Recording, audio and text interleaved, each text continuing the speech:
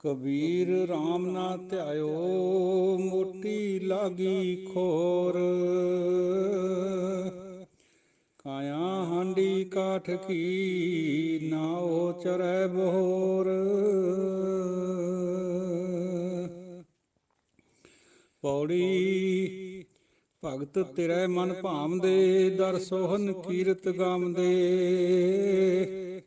ਨਾਨਕ ਕਰਮਾਂ ਬਾਹਰੇ, ਦਰ ਢੋ ਨ ਲਹਿਨੀ ਧਾਮ ਦੇ। ਇਕ ਮੂਲ ਨਾ ਬੁੱਝਣ ਆਪਣਾ, ਅਣਹੋਂਦਾ ਆਪ ਗਣਾਇਂਦੇ। ਹਉ ਢਾਡੀ ਕਾ ਨੀਚ ਜਾਤ, ਹੋਰ ਉੱਤਮ ਜਾਤ ਸਦਾਇਂਦੇ। ਤਿਨ ਮੰਗਾਂ ਜੇ ਤੁਝੈ ਧਿਆਇਂਦੇ। ਸ਼ਲੋਕ ਮਹਲਾ ਪਹਿਲਾ। ਕੂੜ ਰਾਜਾ ਕੂੜ ਪਰਜਾ, ਕੂੜ ਸਭ ਸੰਸਾਰ। ਕੂੜ ਮੰਡਪ ਕੂੜ ਮਾੜੀ, ਕੂੜ ਬੈਸਣ ਹਾਰ। ਕੂੜ ਸੋਇਨਾ ਕੂੜ ਰੂਪਾ, ਕੂੜ ਪਹਿਨਣ ਹਾਰ। ਕੂੜ ਕਾਇਆ ਕੂੜ ਕੱਪੜ, ਕੂੜ ਰੂਪ ਅਪਾਰ। ਕੂੜ ਮੀਆਂ ਕੂੜ ਬੀਵੀ, ਖੱਪ ਹੋਏ ਖਾਰ। ਕੂੜ ਕੂੜੈ ਨੇਹ ਲੱਗਾ, ਵਿਸਰਿਆ ਕਰਤਾਰ। ਕਿਸ ਨਾਲ ਕੀਚੈ ਦੋਸਤੀ, ਸਭ ਜਗ ਚੱਲਣ ਹਾਰ। ਕੂੜ ਮਿੱਠਾ ਕੂੜ ਮਾਖਿਓ, ਕੂੜ ਡੋਬੇ ਪੂਰ। ਨਾਨਕ ਬਖਾਣੈ ਬੇਨਤੀ, ਤੁਧਵਾਜ ਕੂੜੋ ਕੂੜ। ਮਹਲਾ ਪਹਿਲਾ। ਸੱਚ ਤਾਂ ਪਰ ਜਾਣੀਐ, ਜਾਂ ਹਿਰਦੈ ਸੱਚਾ ਹੋਏ। ਕੂੜ ਕੀ ਮਲ ਉਤਰੈ, ਤਨ ਕਰੇ ਹੱਛਾ ਧੋਏ। ਸੱਚ ਤਾਂ ਪਰ ਜਾਣੀਐ, ਜਾਂ ਸੱਚ ਧਰੇ ਪਿਆਰ। ਨਾਉ ਸੁਣ ਮਨ ਰਹਸੀਐ, ਤਾਂ ਪਾਏ ਮੋਖ ਦੁਆਰ। ਸੱਚ ਤਾਂ ਪਰ ਜਾਣੈ, ਜਾਂ ਜੁਗਤ ਜਾਣੈ ਜੀਓ। ਧਰਤ ਕਾਇਆ ਸਾਧਕੈ, ਵਿੱਚ ਦੇ ਕਰਤਾ ਬਿਓ। ਸੱਚ ਤਾਂ ਪਰ ਜਾਣੀਐ, ਜਾਂ ਸਿੱਖ ਸੱਚੀ ਲੇ। ਦਇਆ ਜਾਣੈ ਜੀ ਕੀ, ਕਿਛ ਪੁੰਨ ਦਾਨ ਕਰੇ। ਸੱਚ ਤਾਂ ਪਰ ਜਾਣੀਐ, ਜਾਂ ਆਤਮ ਤੀਰਥ ਕਰੇ ਨਿਵਾਸ। ਸਤਿਗੁਰਨੋ ਪੁੱਛ ਕੈ, ਬਹਿ ਰਹਿ ਕਰੇ ਨਿਵਾਸ। ਸੱਚ ਸਭਨਾ ਹੋਏ ਦਾਰੂ, ਪਾਪ ਕੱਢੈ ਧੋਏ। ਨਾਨਕ ਬਖਾਣੈ ਬੇਨਤੀ, ਜਿਨ ਸੱਚ ਪੱਲੇ ਹੋਏ। ਪੌੜੀ ਦਾਨ ਮਹਿੰਡਾ ਤਲੀ ਖਾਕ, ਜੇ ਮਿਲੈ ਤਾਂ ਮਸਤਕ ਲਾਈਐ। ਕੂੜਾ ਲਾਲਚ ਛੱਡੀਐ, ਹੋਏ ਇਕ ਮਨ ਅਲਖ ਧਿਆਈਐ। ਫਲ ਤੇ ਵੇਹੋ ਪਾਈਐ, ਜੇ ਵੇਹੀ ਕਾਰ ਕਮਾਈਐ। ਜੇ ਹੋਵੈ ਪੂਰਬ ਲਿਖਿਆ, ਤਾਂ ਧੂੜ ਤਿਨਾਂ ਦੀ ਪਾਈਐ। ਮਤ ਥੋੜੀ ਸੇਵ ਗਵਾਈਐ। ਜੇ ਹੋਵੈ ਪੂਰਬ ਲਿਖਿਆ, ਤਾਂ ਧੂੜ ਤਿਨਾਂ ਦੀ ਪਾਈਐ। ਮਤ ਥੋੜੀ ਸੇਵ ਗਵਾਈਐ। ਵਾਹਿਗੁਰੂ ਜੀ ਕਾ ਖਾਲਸਾ, ਵਾਹਿਗੁਰੂ ਜੀ ਕੀ ਫਤਿਹ। ਗੁਰੂ ਦੀ ਬਖਸ਼ੀ ਹੋਈ ਸਾਜੀ ਨਵਾਜੀ ਪਿਆਰੀ ਸਾਧ ਸੰਗਤ ਜੀਓ, ਗੁਰਬਾਣੀ ਗਰੁੱਪ ਦੇ ਸਾਰੇ ਗੁਰਮੁਖ ਸੱਜਣੋ, ਆਪ ਜੀ ਦੇ ਚਰਨਾਂ ਦੇ ਵਿੱਚ ਆਪਣੀ ਤੁੱਛ ਬੁੱਧੀ ਅਨੁਸਾਰ, ਆਪਣੀ ਹਕੀਰ ਬੁੱਧੀ ਅਨੁਸਾਰ ਵਿਚਾਰ ਹਾਜ਼ਰ ਹੈ। ਪ੍ਰਵਾਨ ਹੋਵੇ ਤਾਂ ਦਾਸਰਥ ਕਰਤਿਗ ਹੋਊਗਾ। ਪੌੜੀ ਭਗਤ ਤੇਰੇ ਮਨ ਭਾਮਦੇ, ਦਰ ਸੋਹਨ ਕੀਰਤ ਗਾਮਦੇ। ਪਹਿਲਾਂ ਸੰਸਾਰ ਦੀਆਂ ਵਿਚਾਰਾਂ ਦੇਤੀਆਂ ਪਾਤਸ਼ਾਹ ਨੇ, ਬਈ ਜੋ ਜੋ ਕਰਮ ਕਰਦਾ ਮਨੁੱਖ, ਸਰੀਰ ਨੂੰ ਯਾਤਨਾਵਾਂ ਦਿੰਦਾ ਹੈ, ਉਹ ਪਾਈ ਪਾਣੀ 'ਚ ਮਧਾਣੀ ਹੈ, ਉਹਦੇ ਨਾਲ ਕੁਛ ਨਿਕਲਦਾ ਨਹੀਂ। ਭਗਤ ਤੈਨੂੰ ਭਾਉਂਦੇ ਹੈ, ਔਰ ਤੇਰੇ ਦਰ ਦੇ ਉੱਤੇ ਕੀਰਤੀ ਕਰਦੇ ਹੈ, ਤੈਨੂੰ ਗਾਉਂਦੇ ਹੈ, ਤੇਰਾ ਜਸ ਕਰਦੇ, ਤੇਰਾ ਕੀਰਤਨ ਕਰਦੇ। ਨਾਨਕ ਕਰਮਾਂ ਬਾਹਰੇ, ਦਰ ਢੋ ਨਾ ਲਹਿਨੀ ਧਾਮ ਦੇ। ਜਿਹੜੇ ਸੰਸਾਰੀ ਲੋਕ ਹੈ, ਉੱਪਰਲੇ ਦੱਸੇ ਹੋਏ ਸਾਰੇ ਕਰਮ ਕਰਦੇ, ਜਿਹਦੀ ਵਿਚਾਰ ਕੱਲ ਆਈ ਸੀ। ਪੱਗ ਉੱਪੇ ਤਾਣਾ, ਆਪਣਾ ਕੀਆ ਕਮਾਣਾ, ਜਾਂ ਹੋਰ ਜੋ ਵੀ ਕਰਮ ਕਰਦਾ ਬੰਦਾ ਤ੍ਰੈ ਗੁਣਾਂ ਦੇ ਵਿੱਚ, ਉਹ ਕਰਨ ਦੇ ਨਾਲ ਦਰ ਦੇ ਉੱਤੇ ਢੋਈ ਨਹੀਂ ਮਿਲਦੀ ਭਾਈ। ਪਰਮਾਤਮਾ ਦੇ ਦਰ ਤੇ ਕਬੂਲ ਨਹੀਂ ਪੈਂਦਾ ਬੰਦਾ, ਦੁਨੀਆ 'ਚ ਕਬੂਲ ਹੋ ਜਾਂਦਾ, ਉਹ ਗੱਲ ਹੋਰ ਹੈ।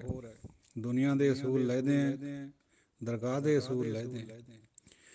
ਜਿਹੜਾ ਅਸਲੀ ਕਰਮ ਹੈ ਉਹ ਨਾਮ ਦਾ ਧਿਆਨ ਹੈ, ਜਾਂ ਫਿਰ ਨਾਮ ਦੀ ਐਪਲੀਕੇਸ਼ਨ ਹੈ, ਜਿਹੜੀ ਗੁਰੂ ਮਹਾਰਾਜ ਗਾਏ ਬਗਾਏ ਸਮਝਾਉਂਦੇ ਰਹਿੰਦੇ ਵੀ ਹਉਮੈ ਰਹਿਤ ਹੋ ਕੇ ਕਿਵੇਂ ਪੁੰਨਦਾਨ ਕਰਨਾ ਹੈ, ਹਉਮੈ ਰਹਿਤ ਹੋ ਕੇ ਕਿਵੇਂ ਕਰਮ ਕਰਨੇ ਆ। ਇਹ ਸਾਰ ਸੇਵਾ ਕਿਹਨੂੰ ਕਹਿੰਦੇ ਆ? ਸਾਧ ਸੰਗਤ ਜੀਓ, ਸੇਵਾ ਆਪਾਂ ਸਮਝਦੇ ਹਾਂ ਵੀ ਅਸੀਂ ਵੀ ਕਰਦੇ ਹਾਂ, ਅਸਲ 'ਚ ਇਹ ਸੇਵਾ ਨਹੀਂ ਹੈ। ਗੁਰ ਕੀ ਸੇਵਾ ਸ਼ਬਦ ਵਿਚਾਰ। ਆਪਾਂ ਜਿਹੜੀ ਸੇਵਾ ਕਰਦੇ ਹਾਂ ਉਹ ਸੇਵਾ ਸੰਭਾਲ ਹੈ। ਪਹਿਲਾਂ ਵੀ ਵਿਚਾਰ ਆਈ ਇਸ ਗੱਲ ਦੀ, ਫੇਰ ਦੁਬਾਰਾ ਜ਼ੋਰ ਨਾਲ ਦੱਸ ਰਿਹਾ, ਇਹ ਗੱਲ ਨੂੰ ਦੁਹਰਾ ਰਿਹਾ। ਸੇਵਾ ਸੰਭਾਲ ਆਪਣੀ ਜਗ੍ਹਾ ਅੱਛੀ ਹੈ, ਦੁਨੀਆਦਾਰ ਬੰਦਾ ਕਰਦਾ ਹੈ, ਪਰ ਜਿਹੜੀ ਸੇਵਾ ਹੈ ਉਹਦਾ ਕਨਸੈਪਟ ਤਾਂ ਬਹੁਤ ਡੂੰਘਾ ਹੈ। ਸੇਵਾ ਇੱਕ ਦੀ, ਹਰ ਕੀ ਤੁਮ ਸੇਵਾ ਕਰਿਓ, ਦੂਜੀ ਸੇਵਾ ਕਰਿਓ ਨਾ ਕੋਈ ਜੀ। ਦੂਜੀ ਸੇਵਾ ਕਰੋ ਨਾ ਕੋਈ ਜੀ। ਹਰ ਕੀ ਸੇਵਾ ਤੇ ਮਨੋ ਚਿੰਦਿਆ ਫਲ ਪਾਈਐ, ਦੂਜੀ ਸੇਵਾ ਜਨਮ ਬਿਰਥਾ ਜਾਏ ਜੀ। ਇੱਕ ਤੋਂ ਬਿਨਾਂ ਦੂਜੇ ਦੀ ਸੇਵਾ ਕਰਨੀ ਜਨਮ ਵਿਅਰਥ ਗਾਉਣ ਦੇ ਬਰਾਬਰ ਹੈ। ਜ਼ਿੰਦਗੀ ਇੱਥੋਂ ਵਿਅਰਥ ਹੋ ਕੇ ਚਲੀ ਜਾਂਦੀ। ਤੋ ਸੇਵਾ ਇੱਕ ਦੀ, ਸੇਵਾ ਨਿਸ਼ਕਾਮ, ਜਿਹਦੇ ਪਿੱਛੇ ਭਾਵਨਾ 'ਚ ਕੋਈ ਲਾਲਚ ਨਾ ਹੋਵੇ, ਕੋਈ ਹੋਰ ਮੰਗ ਵੀ ਨਾ ਹੋਵੇ, ਬਿਲਕੁਲ ਨਿਸ਼ਕਾਮ ਹੋ ਕੇ ਸੇਵਾ ਲਗਾਤਾਰ ਕੰਸਿਸਟੈਂਟ। ਇਹ ਨਹੀਂ ਵੀ ਇੱਕ ਦੋ ਦਿਨ ਕਰ ਲਈ ਫੇਰ ਛੱਡ ਦਿੱਤੀ, ਲਗਾਤਾਰ। ਔਰ ਸੇਵਾ ਆਪਣੇ ਇਸ਼ਟ ਦੀ ਮਨਸ਼ਾ ਅਨੁਸਾਰ।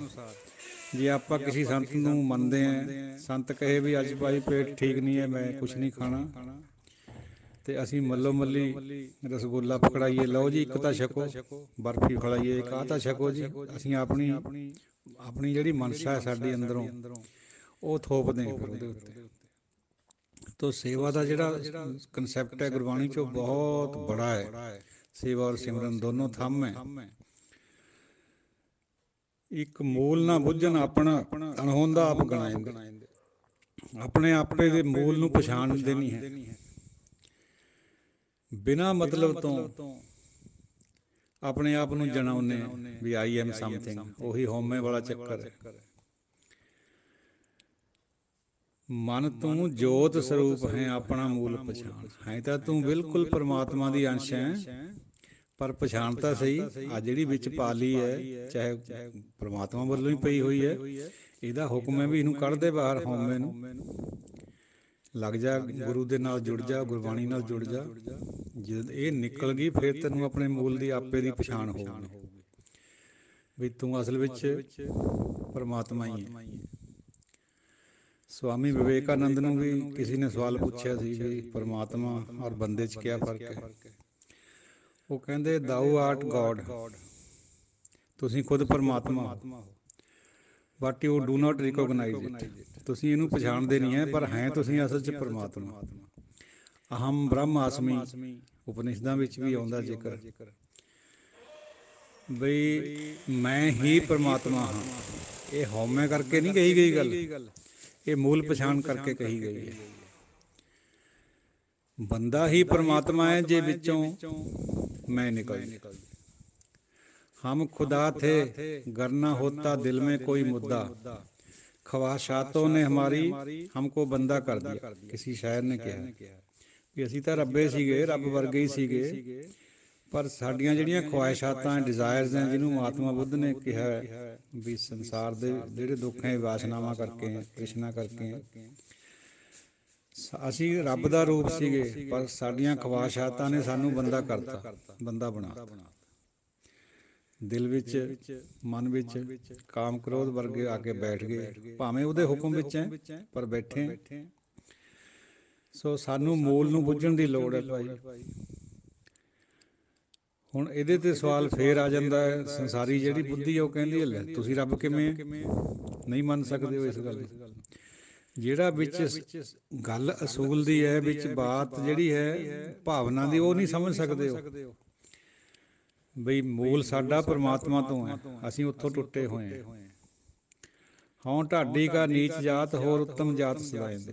ਪਾਤਸ਼ਾਹ ਫਰਮਾਉਂਦੇ ਆ ਮੇਰੀ ਤਾਂ ਛੋਟੀ ਜਾਤ ਹੈ, ਨੀਚ ਜਾਤ ਹੈ, ਬਾਕੀ ਸਭ ਉੱਤਮ ਜਾਤਾਂ ਵਾਲੇ ਆਪਣੇ ਆਪ ਨੂੰ ਬੜੀ ਬੜੀ ਜਾਤਾਂ ਕਰਕੇ ਗਰਵ ਕਰਦੇ, ਜਾਤ ਦਾ ਗਰਵ ਕਰਦੇ। ਹਉ ਢਾਡੀ ਹਰ ਪ੍ਰਭ ਖਸਮ ਕਾ ਹਰ ਕਹਿ ਦਰ ਆਇਆ। ਕਈ ਜਗ੍ਹਾ ਪਾਤਸ਼ਾਹ ਨੇ ਆਪਣੇ ਆਪ ਨੂੰ ਢਾਡੀ ਕਿਹਾ। ਢਾਡੀ ਹੁੰਦਾ ਜਿਹੜਾ ਉਸਤਤੀ ਕਰਦਾ ਗਾ ਕੇ ਵਾਰਾਂ ਨਾਲ।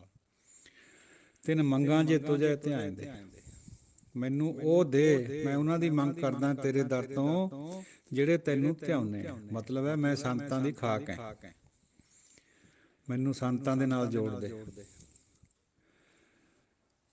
ਸੰਤ ਸਾਡੀ ਓਟ ਹੈ, ਸੰਤ ਸਾਡਾ ਗਹਿਣਾ, ਸੰਤ ਹਮਾਰੀ ਓਟ ਸਤਾਣੀ, ਸੰਤ ਹਮਾਰਾ ਗਹਿਣਾ। ਜਿਹੜੇ ਤੈਨੂੰ ਧਿਆਉਂਦੇ ਆ ਉਹਨਾਂ ਲੋਕਾਂ ਦਾ ਮੈਨੂੰ ਦਾਸ ਬਣਾ ਦੇ, ਦਾਸਾਂ ਦਾ ਵੀ ਦਾਸ ਕਰਦੇ। ਇਹ ਹੈ ਆਪਣੇ ਆਪ ਨੂੰ ਨੀਚ ਜਾਤ ਕਹਿਣਾ, ਆਪਣੇ ਆਪ ਨੂੰ ਨੀਵਾਂ ਕਰਨਾ। ਸ਼ਲੋਕ ਮਹਿਲਾ ਪਹਿਲਾ। ਕੂੜ ਰਾਜਾ ਕੂੜ ਪਰਜਾ ਕੂੜ ਸਭ ਸੰਸਾਰ। ਹੁਣ ਇੱਥੇ ਪਰਮਾਤਮਾ ਤੋਂ ਬਿਨਾਂ ਜੋ ਵੀ ਦਿਸਦਾ ਰਿਸ਼ਤਾ ਹੈ, ਕੋਈ ਜੋ ਵੀ ਦਿਸਦਾ ਸੰਸਾਰ ਹੈ, ਉਹ ਸਾਰੇ ਨੂੰ ਨਾ ਰਹਿਣ ਵਾਲਾ, ਨਾ ਠਹਿਰਨ ਵਾਲਾ, ਨਾਨ ਸਟੇਸ਼ਨਰੀ ਬਿਆਨਿਆ ਗਿਆ। ਰਾਜਾ ਵੀ ਝੂਠਾ ਹੈ, ਕੂੜ ਹੈ, ਪਰਜਾ ਵੀ, ਸੰਸਾਰ ਸਾਰਾ ਹੀ ਕੂੜ ਹੈ, ਕਿਉਂਕਿ ਰਹਿਣਾ ਕਿਸੇ ਨੇ ਵੀ ਨਹੀਂ ਇੱਥੇ। ਕੂੜ ਮੰਡਪ ਕੂੜ ਮਾੜੀ ਕੂੜ ਵੈਸਣ ਹਾਰ। ਇਹ ਜਿਹੜੇ ਅਸੀਂ ਮੰਡਪ ਸਜਾਉਂਦੇ ਹਾਂ, ਬੜੇ ਬੜੇ ਮਾੜੀਆਂ ਮਹਿਲਾਂ ਦੇ ਵਿੱਚ ਰਹਿੰਦੇ ਹਾਂ, ਵਿੱਚ ਬੈਠਣੇ ਵਾਲੇ ਸਾਰੇ ਕੂੜ ਹੈ ਭਾਈ। ਕੋਈ ਵੀ ਇੱਥੇ ਰਹਿੰਦਾ ਨਹੀਂ, ਸਭ ਇੱਥੋਂ ਚਲੇ ਜਾਂਦੇ। ਇਸ ਕਰਕੇ ਕੂੜ ਸੋਇਨਾ ਕੂੜ ਰੂਪਾ ਕੂੜ ਪਹਿਨਣ ਹਾਰ। ਸੋਨਾ ਪਹਿਨਦੇ ਆ, ਚਾਂਦੀ ਪਹਿਨਦੇ ਆ, ਅਸੀਂ ਪਹਿਨਣੇ ਵਾਲੇ ਵੀ ਸਭ ਝੂਠੇ ਆ, ਕੂੜ ਹੈ, ਕਿਉਂਕਿ ਰਹਿਣਾ ਨਹੀਂ। ਕੂੜ ਕਾਇਆ ਕੂੜ ਕੱਪੜ ਕੂੜ ਰੂਪ ਅਪਾਰ। ਸਰੀਰ ਵੀ ਕੂੜ ਹੈ, ਕੱਪੜੇ ਵੀ ਕੂੜ ਹੈ, ਤੇ ਸਾਡਾ ਜਿਹੜਾ ਰੂਪ ਹੈ ਇਹ ਵੀ ਕੂੜ ਹੈ। ਕੂੜ ਮੀਆਂ ਕੂੜ ਬੀਵੀ ਖੱਪ ਹੋਏ ਖਾਰ। ਇਸਤਰੀ ਪੁਰਸ਼ ਹਸਬੈਂਡ ਵਾਈਫ ਇਹ ਵੀ ਕੂੜ ਹੈ, ਖੁਆਰ ਹੋ ਜਾਂਦੇ, ਖੱਪ ਕੇ ਜਾਂਦੇ ਇੱਥੋਂ। ਕੂੜ ਕੂੜੇ ਨੇਹ ਲੱਗਾ ਵਿਸਰਿਆ ਕਰਤਾਰ। ਇੱਕ ਕੂੜੇ ਨੂੰ ਦੂਜੇ ਕੂੜੇ ਨਾਲ ਪ੍ਰੇਮ ਲੱਗਿਆ ਹੋਇਆ, ਪਰਮਾਤਮਾ ਵਿਸਰਿਆ ਹੋਇਆ। ਜਿਹੜਾ ਸੱਚ ਹੈ, ਜਿਹੜਾ ਇੱਥੇ ਰਹਿਣਾ, ਜਿਹੜਾ ਸੱਤ ਹੈ, ਸੱਤ ਨੂੰ ਛੱਡ ਕੇ ਅਸੱਤ ਨਾਲ ਜੁੜੇ ਹੋਏ, ਕਸੰਬੇ ਨਾਲ ਜੁੜੇ ਹੋਏ ਆ, ਮਜੀਠ ਨੂੰ ਛੱਡਿਆ ਹੋਇਆ। ਕਿਸ ਨਾਲ ਕੀਚੇ ਦੋਸਤੀ ਸਭ ਜਗ ਚੱਲਣ ਹਾਰ।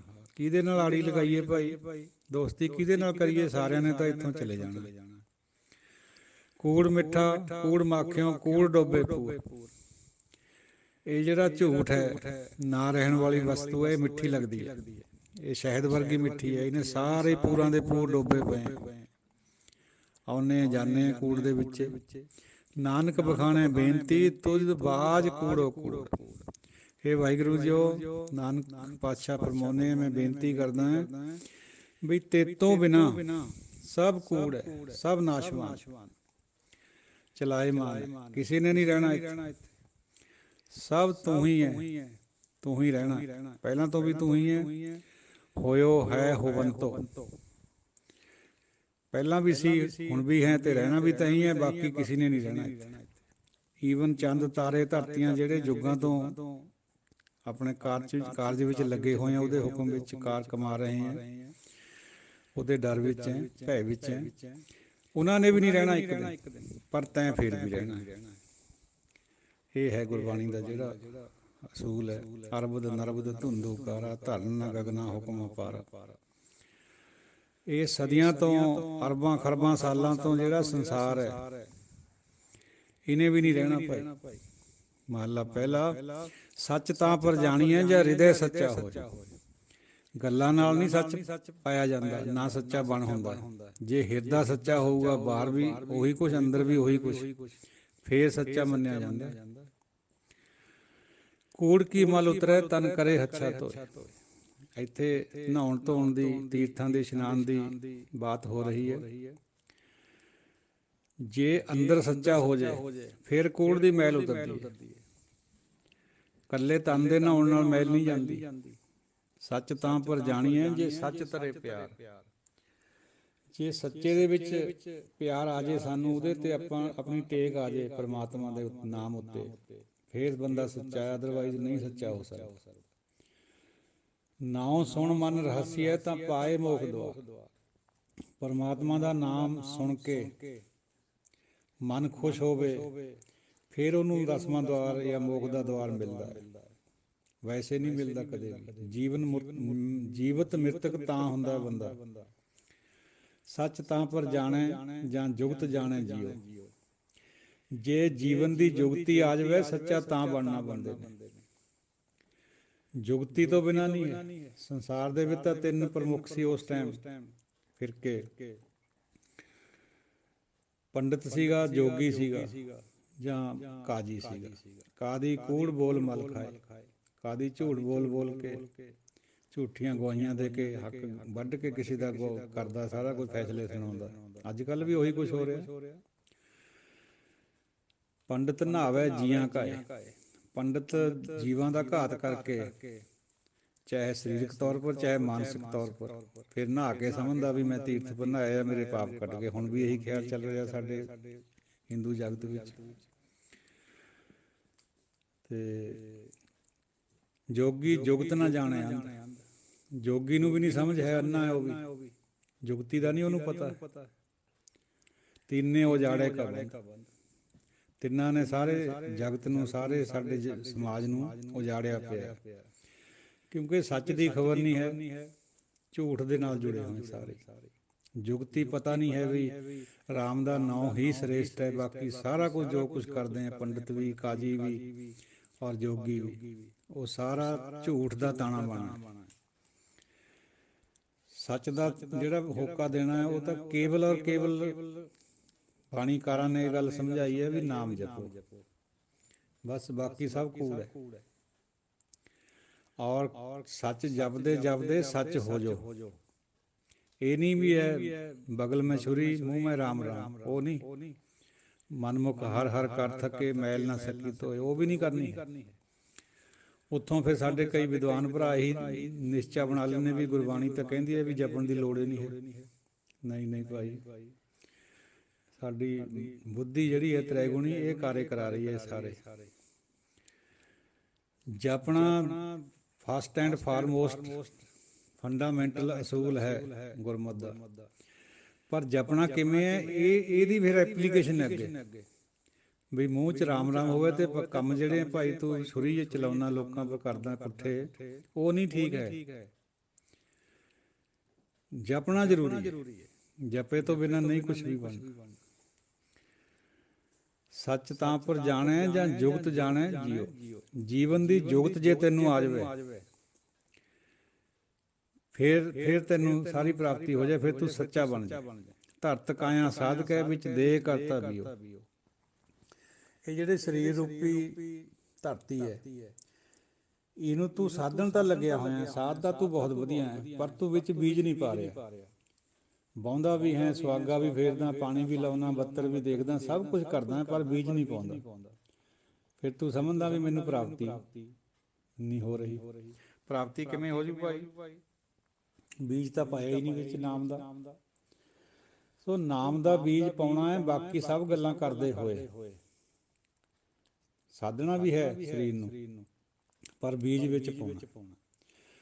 ਕਿਸਾਨ ਦੀ ਬਾਤ ਫਰਮਾ ਰਹੇ ਹੈ ਪਾਤਸ਼ਾਹ। ਸੱਚ ਤਾਂ ਪਰ ਜਾਣੀਏ ਜਾਂ ਸਿੱਖ ਸੱਚੀ ਲੈ, ਤਾਂ ਹੀ ਸੱਚਾ ਹੋਏਗਾ ਜੇ ਤੇਰੀ ਸਿੱਖਿਆ ਵੀ ਸੱਚੀ ਹੋਏਗੀ। ਉਹ ਗੁਰੂ ਕੋਲ ਹੁੰਦੀ ਹੈ, ਭਗਤ ਕੋਲ ਹੁੰਦੀ ਹੈ। ਪੰਡਿਤ ਦੀ ਸਿੱਖਿਆ ਮੁੱਢੋਂ ਹੀ ਕੁੱਥੀ ਹੋਈ ਹੈ, ਉਹਨੇ ਡੁਐਲਿਟੀ ਵੱਲ ਲਗਾਇਆ ਹੋਇਆ ਬੰਦੇ ਨੂੰ, ਦੁਆਇਤ ਵੱਲ। ਗੁਰੂ ਏਕੇ ਵੱਲ ਲਗਾਉਂਦਾ। ਇਹ ਹੈ ਸੱਚੀ ਸਿੱਖਿਆ। ਦਇਆ ਜਾਣੇ ਜੀ ਕੀ ਕਿਛ ਪੁੰਨ ਦਾਨ ਕਰੇ। ਜੀਵਾਂ ਦੇ ਉੱਤੇ ਦਇਆ ਕਰਨੀ ਵੀ ਆਉਂਦੀ ਹੋਵੇ, ਕਿਉਂਕਿ ਧਰਮ ਦੀ ਮਾਂ ਹੈ ਜਿਹੜੀ, ਉਹ ਦਇਆ ਹੈ। ਔਰ ਕੁਛ ਨਾ ਕੁਛ ਕਿਸੇ ਨੂੰ ਆਪਣੇ ਕਰੇ ਹੋਏ ਚੋਂ ਦਿੰਦਾ ਵੀ ਹੋਵੇ, ਪੁੰਨ ਦਾਨ।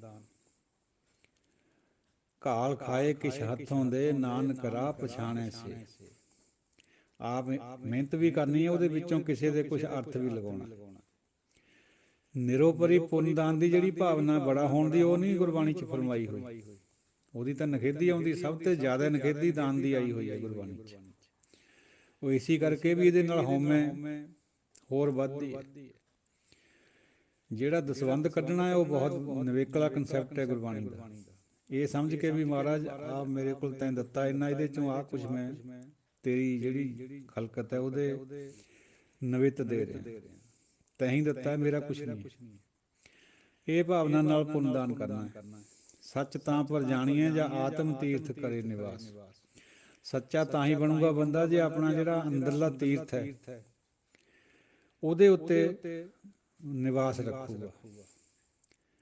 ਜਿਵੇਂ ਕਬੀਰ ਜੀ ਫਰਮਾਉਂਦੇ ਵੀ ਲੋਕ ਗੰਗਾ ਦੇ ਤਟਾਂ ਦੇ ਉੱਤੇ, ਜਮਨਾ ਦੇ ਤਟਾਂ ਦੇ ਉੱਤੇ ਬੈਠਦੇ ਆ, ਮੈਂ ਆਪਣੇ ਅੰਦਰ ਨੂੰ ਇਹ ਤੀਰਥ ਬਣਾਇਆ ਵਾ, ਮੈਂ ਅੰਦਰਲੇ ਕੰਢੇ ਪਰ ਇਹਨਾਂ ਤੀਰਥਾਂ ਦੇ ਜਿਹੜਾ ਪਰਮਾਤਮਾ ਰੂਪੀ ਦਰਿਆ ਹੈ ਜਾਂ ਸਾਗਰ ਹੈ। ਤੋ ਸਾਧ ਸੰਗਤ ਜੀ ਆਪਣੇ ਅੰਦਰ ਨੂੰ ਤੀਰਥ ਬਣਾਉਣਾ, ਦੇਖੋ ਸਪਸ਼ਟ ਫਰਮਾਨ ਹੈ, ਇਹ ਮਨ ਕਾਸ਼ੀ ਸਭ ਤੀਰਥ ਸਿਮਰਤ ਸਤਿਗੁਰ ਦੀਆ ਬੁਝਾਏ। ਸਤਿਗੁਰੂ ਸੋਝੀ ਦਿੰਦਾ ਇਸ ਗੱਲ ਦੀ ਵੀ ਜਿਹੜਾ ਤੀਰਥ ਹੈ ਉਹ ਅੰਦਰ ਹੈ। ਦੁਨੀਆ ਨੇ ਗਾਉਣ ਕਰਨਾ ਹੈ ਤੀਰਥਾਂ ਦਾ, 68 ਤੀਰਥਾਂ ਦਾ। ਸੰਤ ਨਹੀਂ ਕਰਦਾ ਇਸ ਤਰ੍ਹਾਂ। ਸੰਤ ਤਾਂ ਆਪਣੇ ਅੰਦਰ ਨੂੰ ਤੀਰਥ ਬਣਾ ਕੇ ਵਿੱਚ ਹੀ ਬੈਠ ਜਾਂਦਾ। ਬਹੁਤ ਵਧੀਆ ਵਿਚਾਰ ਬਾਬਾ ਅਜੀਤ ਸਿੰਘ ਜੀ ਨਤਮਲਪੁਰ ਵਾਲਿਆਂ ਨੇ ਇਹਦੇ ਪ੍ਰਥਾਏ ਜਨਤਾ ਨੂੰ ਸਮਝਾਉਣ ਖਾਤਰ ਦਿੱਤੀ ਹੋਈ ਹੈ। ਉਹਨੇ ਕਿਸੇ ਮਾਈ ਨੇ ਕਿਹਾ ਸੀ ਵੀ ਬਾਬਾ ਜੀ ਹਜ਼ੂਰ ਸਾਹਿਬ ਜਾਣ ਨੂੰ ਬਹੁਤ ਮਨ ਕਰਦਾ, ਆਗਿਆ ਕਰ ਦਿਓ। ਅੱਖਾਂ ਤੋਂ ਮਨਾਖੀ ਸੀਗੀ। ਤਾਂ ਬਾਬਾ ਜੀ ਨੇ ਉਹਨੂੰ ਬਚਨ ਕਰਿਆ ਸੀ ਵੀ ਬੀਬਾ ਹਜ਼ੂਰ ਸਾਹਿਬ ਸਾਹਿਬ ਹਜ਼ੂਰ। ਉਹ ਫਿਰ ਦਾਸਰੇ ਨੇ ਉਹਦੇ ਨਾਲ ਇੱਕ ਰਾਤ ਉੱਥੇ ਰਹੇ ਸੀ ਉਹਨਾਂ ਦੇ ਘਰ। ਉਹ ਮਾਤਾ ਨੇ ਦੱਸਿਆ ਸੀਗਾ ਵੀ ਪੁੱਤ ਮੇਰਾ ਨਹੀਂ ਮੁੜ ਕੇ ਮਨ ਕਰਿਆ। ਫਿਰ ਜਿਹੜਾ ਤੜਫਦਾ ਸੀਗਾ ਨਾ ਹਜ਼ੂਰ ਸਾਹਿਬ ਜਾਣ ਨੂੰ, ਮੈਨੂੰ ਸਮਝ ਆ ਗਈ ਵੀ ਅੰਦਰੇ ਹੈ ਉਹ ਹਜ਼ੂਰ ਸਾਹਿਬ ਵਾਲਾ, ਹਰ ਵਕਤ ਅੰਗ ਸੰਗ ਹੈ। ਮੋਹ ਮੋਹਿਆ ਜਾਣੇ ਦੂਰ ਹੈ, ਕਹੋ ਨਾਨਕ ਸਦਾ ਹਦੂਰ ਹੈ। ਇਹ ਹੈ ਗੁਰਮਤਿ ਦੀ ਵਿਚਾਰ। ਇਹਦੇ ਨਾਲ ਆਪਾਂ ਇੱਕ ਹੋਰ ਵਿਚਾਰ ਕਰਦੇ ਹਾਂ ਵੀ ਕਈ ਲੋਕ ਤੀਰਥਾਂ ਦੇ ਉੱਪਰ ਆਪ ਵੀ ਜਾਂਦੇ ਆ ਤੇ ਲੋਕਾਂ ਨੂੰ ਵੀ ਬੱਸਾਂ ਭਰ ਕੇ ਲਿਜਾਂਦੇ, ਉਹਨਾਂ ਦਾ ਕਿਰਾਇਆ ਵੀ ਆਪ ਦਿੰਦੇ। ਦੇਖੋ ਤੀਰਥ ਜੇ ਕਰਨ ਜਾਣਾ ਬੰਦੇ ਨੇ, ਕੋਈ ਗੁਰੂ ਧਾਮ ਹੈ, ਉਹਨੂੰ ਨਹੀਂ ਰੋਕਿਆ ਗਿਆ ਗੁਰਬਾਣੀ 'ਚ। ਉਹ ਜੋ ਦੁਨੀਆਦਾਰੀ ਦੇ ਵਿੱਚ ਤੀਰਥ ਕਰਨ ਦੇ ਨਾਲ ਕੋਈ ਮਹਾਤਮ ਜੋੜੇ ਹੋਏ ਆ ਉਹਨਾਂ ਨੂੰ ਰੋਕਿਆ ਗਿਆ, ਕਿਉਂਕਿ ਜਿੱਥੇ ਵੀ ਤੀਰਥ ਪਰ ਜਾਣਾ ਉੱਥੇ ਵੀ ਉਹੀ ਗੁਰੂ ਹੈ ਜਿਹੜਾ ਇੱਥੇ ਹੈ। ਮਨ ਹੀ ਤੀਰਥ ਹੈ, ਨਾਮ ਹੀ ਤੀਰਥ ਹੈ। ਮਾਗ ਪੁਨੀਤ ਭਈ ਤੀਰਥ ਅੰਤਰ ਜਾਣਿਆ। ਮਾਘ ਦੇ ਮਹੀਨੇ 'ਚ ਫਰਮਾਉਂਦੇ ਵੀ ਲੋਕ ਤਾਂ ਜਾਂਦੇ ਆ ਤੀਰਥ ਕਰਨ, ਇਸ਼ਨਾਨ ਕਰਨ ਦਰਿਆਵਾਂ ਤੇ, ਤੀਰਥਾਂ ਤੇ। ਭਾਈ ਅਸੀਂ ਤਾਂ ਆਪਣੇ ਅੰਦਰ ਨੂੰ ਇਹ ਤੀਰਥ ਸਮਝ ਲਿਆ ਹੋਇਆ, ਅਸੀਂ ਤਾਂ ਨਾਮ ਵਿੱਚ ਨਹਾਉਂਦੇ ਹਾਂ। ਪੁਨੀਤ ਤਾਂ ਹੋਣਾ ਹੈ, ਮਾਘ ਦੇ ਮਹੀਨੇ ਦੀ ਵਿਚਾਰ ਦੇ ਰਹੇ ਪਾਤਸ਼ਾਹ, ਜੇ ਆਪਣੇ ਅੰਦਰ ਨੂੰ ਤੀਰਥ ਸਮਝੂਗਾ। ਤੀਰਥ ਅੰਤਰ ਜਾਣਿਆ, ਆਪਣੇ ਅੰਦਰ ਨੂੰ ਹੀ ਤੀਰਥ ਸਮਝੂਗਾ ਬੰਦਾ, ਫਿਰ ਉਹਦੀ ਮੁਕਤੀ ਹੋਣੀ ਹੈ। ਅਦਰਵਾਈਜ਼ ਭਟਕਦਾ ਫਿਰੂਗਾ ਬੰਦਾ। ਤੋ ਤੀਰਥ ਕਰਨ ਦਾ ਜਿਹੜਾ ਮਕਸਦ ਹੈ ਸਾਡਾ, ਜੇ ਤਾਂ ਇਹ ਹੋਵੇ ਵੀ ਗੁਰੂ ਸਾਹਿਬਾਨ ਨੇ ਉੱਥੇ ਚਰਨ ਪਾਏ ਆ, ਉਹਨੂੰ ਦੇਖ ਕੇ ਆਪਾਂ ਨੂੰ ਇੰਸਪੀਰੇਸ਼ਨ ਆਉਂਦੀ ਹੈ ਵੀ ਇੱਥੇ ਆਹ ਕੁਛ ਕਰਕੇ ਗਏ ਆ। ਸ਼੍ਰੀ ਚਮਕੌਰ ਸਾਹਿਬ ਦੀ ਯਾਤਰਾ ਕਰੋ, ਸ਼੍ਰੀ ਅਨੰਦਪੁਰ ਸਾਹਿਬ ਦੀ ਯਾਤਰਾ ਕਰੋ, ਤੀਰਥ ਹੈ ਸਾਡੇ। ਔਰ ਤੀਰਥ ਦਾ ਜਿਹੜਾ ਸ਼ਬਦ ਹੈ ਇਹਦਾ ਸਾਧ ਸੰਗਤ ਜੀ ਜਿਹੜਾ ਹਿੰਦੂ ਧਰਮ ਦੇ ਕਨਸੈਪਟ ਵਿੱਚ ਹੈ ਉਹ ਦੇਵਤਿਆਂ ਦੇ ਨਾਲ ਤਾਲੁਕ ਰੱਖਦਾ ਹੈ। ਗੁਰੂ ਦੇ ਤਾਂ ਧਾਮ ਹੁੰਦੇ, ਆਪਾਂ ਵਰਤ ਲੈਂਦੇ ਸ਼ਬਦ ਤੀਰਥ ਉਹ ਸੈਂਸ ਵਿੱਚ ਵੀ ਜਿੱਥੇ ਗੁਰੂ ਦੇ ਧਾਮ ਹੈ, ਕੋਈ ਹਰਜ ਵੀ ਨਹੀਂ। ਪਰ ਜੇ ਬਰੀਕੀ ਨਾਲ ਸਮਝੀਏ ਤਾਂ ਤੀਰਥ ਹੋਰ ਚੀਜ਼ ਹੈ। ਤੀਰਥ ਪਰ ਤਾਂ ਹਰ ਵਕਤ ਹੋਂ ਹੁੰਦੀ ਹੈ, ਲੇਕਿਨ ਜਿਹੜੇ ਗੁਰਤੀਰਥ ਹੈ, ਗੁਰਧਾਮ ਹੈ, ਉੱਥੇ ਰੱਬ ਦਾ ਨਾਂ ਹੁੰਦਾ, ਬੋਲਿਆ ਜਾਂਦਾ, ਪੜ੍ਹਿਆ ਜਾਂਦਾ, ਵਿਚਾਰਿਆ ਜਾਂਦਾ ਔਰ ਜਪਿਆ ਵੀ ਜਾਂਦਾ। ਸੋ ਇਹ ਫਰਕ ਹੈ ਆਮ ਤੀਰਥ ਔਰ ਗੁਰੂ ਸਾਹਿਬ ਦੇ ਤੀਰਥ ਵਿੱਚ। ਸਤਿਗੁਰੂ ਨੂੰ ਪੁੱਛ ਕੇ ਬਹਿ ਰਹਿ ਕਰੇ ਨਿਵਾਸ। ਆਪਣੇ ਸਤਿਗੁਰੂ ਨੂੰ ਪੁੱਛ ਕੇ ਇਸ ਆਤਮ ਤੀਰਥ ਦੇ ਉੱਪਰ ਨਿਵਾਸ ਕਰਨਾ, ਕਿਉਂਕਿ ਇਹਦਾ ਬੰਦੇ ਨੂੰ ਨਿਸ਼ਚਾ ਨਹੀਂ ਆਉਂਦਾ ਵੀ ਮੈਂ ਹੀ ਤੀਰਥ ਹੈ, ਮੇਰਾ ਮਨ ਹੀ ਤੀਰਥ ਹੈ। ਇਹ ਸਤਿਗੁਰੂ ਸਾਨੂੰ ਇਸ ਗੱਲ ਦੀ ਤਾਕੀਦ ਕਰੂਗਾ, ਸਮਝਾਊਗਾ ਵੀ ਤੂੰ ਹੀ ਤੀਰਥ ਹੈ ਭਾਈ, ਬਸ ਇਹਦੇ ਵਿੱਚੋਂ ਆ ਮੈਂ ਕੱਢ ਦੇ ਬਾਹਰ।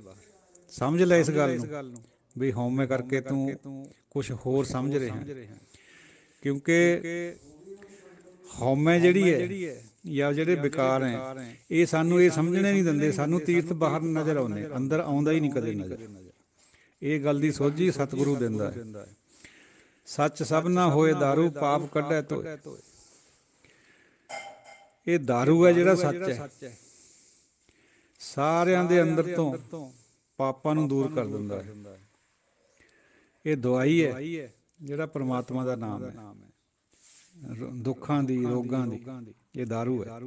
ਨਾਨਕ ਵਖਾਣੈ ਬੇਨਤੀ, ਜਿਨ ਸੱਚ ਪੱਲੇ ਹੋਏ। ਨਾਨਕ ਪਾਤਸ਼ਾਹ ਫਰਮਾਉਂਦੇ ਹੈ, ਮੈਂ ਬੇਨਤੀ ਕਰਦਾ ਵੀ ਜਿਨ੍ਹਾਂ ਦੇ ਪੱਲੇ ਸੱਚ ਹੈ, ਮੈਨੂੰ ਉਹਨਾਂ ਦਾ ਮਿਲਾਪ ਕਰਾ ਦੇ। ਮੈਂ ਉਹਨਾਂ ਦੇ ਨਾਲ ਜੁੜਨਾ ਚਾਹੁੰਦਾ। ਮੈਂ ਤੇਰੇ ਦਾਸਾਂ ਦਾ ਦਾਸ ਹੋਣਾ ਚਾਹੁੰਦਾ, ਜਿਹੜੇ ਤੈਨੂੰ ਬਖਾਣਦੇ ਹੈ, ਧਿਆਉਂਦੇ ਹੈ, ਸਿਮਰਨ ਕਰਦੇ ਹੈ, ਤੇਰੇ ਨਾਲ ਜੁੜ ਗਏ ਹੋਏ। ਜਿਹੜੇ ਦੁਨੀਆਦਾਰ ਹੈ, ਮੈਨੂੰ ਉਹਨਾਂ ਤੇ ਬਚਾ ਲੈ।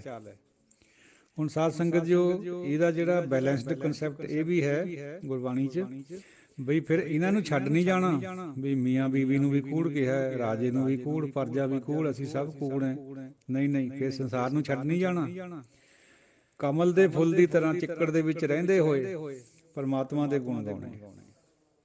ਇਹ ਹੈ ਗੁਰਬਾਣੀ ਦਾ ਕਨਸੈਪਟ। ਇਹ ਸਮਝਾਉਣ ਖਾਤਰ ਹੈ ਵੀ ਇਹਨਾਂ ਦੇ ਨਾਲ ਨਾ ਪ੍ਰੀਤ ਪਾਓ ਭਾਈ, ਇਹ ਸਭ ਕੂੜ ਹੈ, ਇਹ ਬਿਨਸਣ ਵਾਲਾ ਸਾਰਾ ਕੁਛ ਇੱਥੋਂ। ਪੌੜੀ ਦਾਨ ਮਹਿੰਡਾ ਤਲੀ ਖਾਕ, ਜੇ ਮਿਲੇ ਤਾਂ ਮਸਤਕ ਲਾਈਏ। ਕਹਿੰਦੇ ਭਾਈ ਸਾਡਾ ਜਿਹੜਾ ਦਾਨ ਹੈ ਉਹ ਤਲੀ ਖਾਕ ਹੈ। ਤਲੀ ਖਾਕ ਹੁੰਦੀ ਹੈ ਸੰਤਾਂ ਦੀ ਧੂੜੀ, ਤਲੀਆਂ ਦੀ ਧੂੜੀ। ਮਹਿੰਡਾ ਮੈਨੇ ਮੇਰਾ, ਲਹਿੰਦੀ ਬੋਲੀ ਹੈ। ਜੇ ਮਿਲੇ ਤਾਂ ਮਸਤਕ ਲਾਈਏ, ਜੇ ਸਾਨੂੰ ਸੰਤਾਂ ਦੀ ਧੂੜ ਮਿਲ ਜਾਏ ਤਾਂ ਮੱਥੇ ਨੂੰ ਲਾ ਲਈਏ। ਮੱਥੇ ਨੂੰ ਲਾਉਣ ਦਾ ਬਹੁਤ ਗਹਿਰਾ ਮਕਸਦ ਹੈ। ਅੱਜ ਕੱਲ੍ਹ ਦੇ ਵਿਦਵਾਨ ਤਾਂ ਇਹ ਵੀ ਕਹਿੰਦੇ ਵੀ ਨਹੀਂ, ਸਮਝ ਲਓ ਇਸੇ ਨੂੰ ਕਹਿੰਦੇ ਵੀ ਧੂੜ ਮੱਥੇ ਨੂੰ ਲਾ ਲਓ। ਨਹੀਂ ਭਾਈ, ਦੋਨੋਂ ਪਾਸੇ ਇਹਦੇ ਸਮਝਣਾ ਤਾਂ ਹੈ ਹੀ ਹੈ ਬਾਤ ਨੂੰ।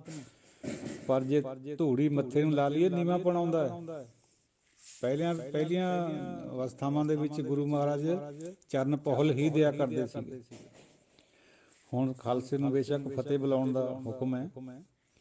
ਕੂੜਾ ਲਾਲਚ ਛੱਡੀਐ, ਹੋਏ ਇੱਕ ਮਨ ਅਲਖ ਧਿਆਈਏ।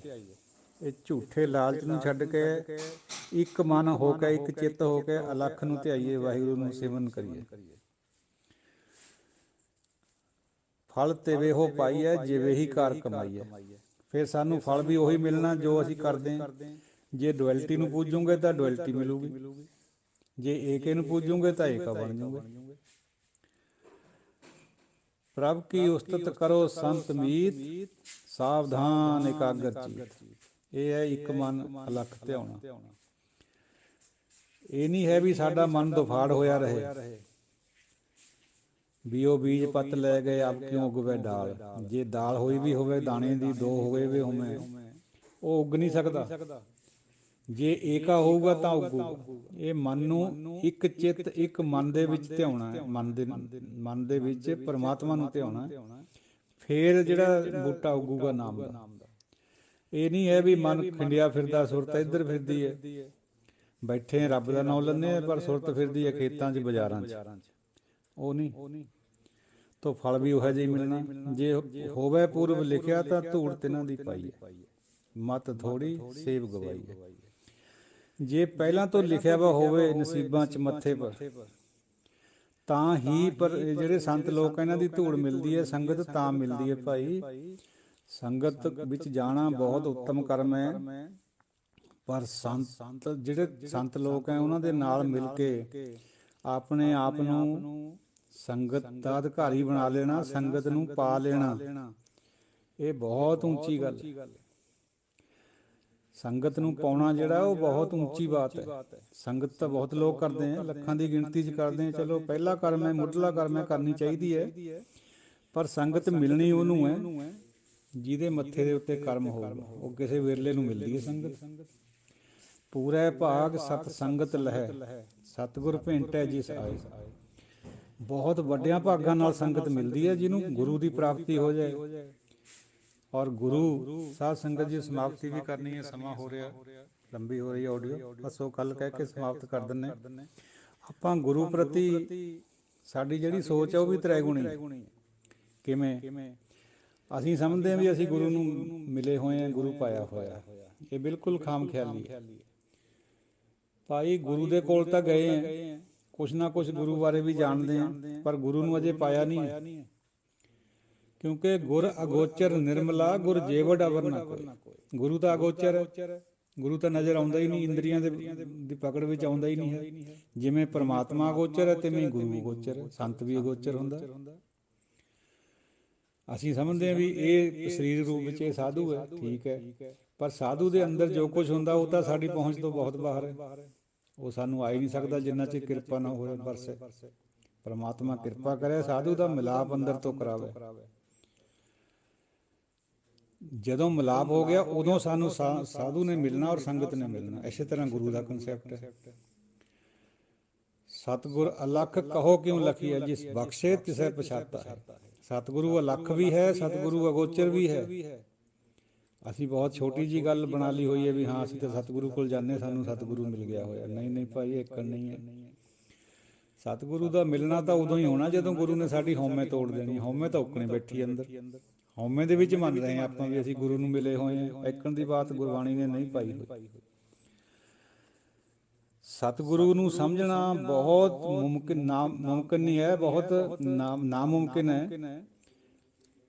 ਉੱਪਰੋਂ ਉੱਪਰੋਂ ਬੇਸ਼ੱਕ ਅਸੀਂ ਕਰਦੇ ਹੋਈਏ, ਪਰ ਅੰਦਰ ਤੋਂ ਜਿਹੜੇ ਸਤਿਗੁਰੂ ਦਾ ਕਨਸੈਪਟ ਹੈ ਉਹ ਬਹੁਤ ਗਹਿਰਾ ਹੈ। ਪਰਮਾਤਮਾ ਹੀ ਸਤਿਗੁਰੂ ਹੈ ਅਸਲ ਵਿੱਚ। ਆਦਿ ਅੰਤ ਏਕ ਹੈ ਅਵਤਾਰਾ, ਸੋਈ ਗੁਰੂ ਸਮਝਿਓ ਹਮਾਰਾ। ਗੁਰੂ ਨੂੰ ਸਮਝਣਾ ਬੜਾ ਮੁਸ਼ਕਿਲ ਹੈ। ਸਿੱਖ ਜਗਤ ਵਾਸਤੇ ਵੀ ਮੁਸ਼ਕਿਲ ਹੈ, ਸਾਡੇ ਵਾਸਤੇ ਵੀ ਮੁਸ਼ਕਿਲ ਹੋਇਆ ਹੋਇਆ। ਕਿਉਂਕਿ ਗੁਰੂ ਕਿਤੇ ਪਰਮਾਤਮਾ ਦੇ ਰੂਪ 'ਚ ਹੈ, ਕਿਤੇ ਸਰੀਰ ਦੇ ਰੂਪ 'ਚ ਵੀ ਹੋਏ ਹੈ, ਕਿਤੇ ਅੱਜ ਵੀ ਸੰਤਾਂ ਦੇ ਰੂਪ 'ਚ ਹੈ ਕੋਈ ਵਿਰਲਾ। ਸ਼ਬਦ ਵੀ ਗੁਰੂ ਹੈ, ਬਾਣੀ ਗੁਰੂ ਹੈ।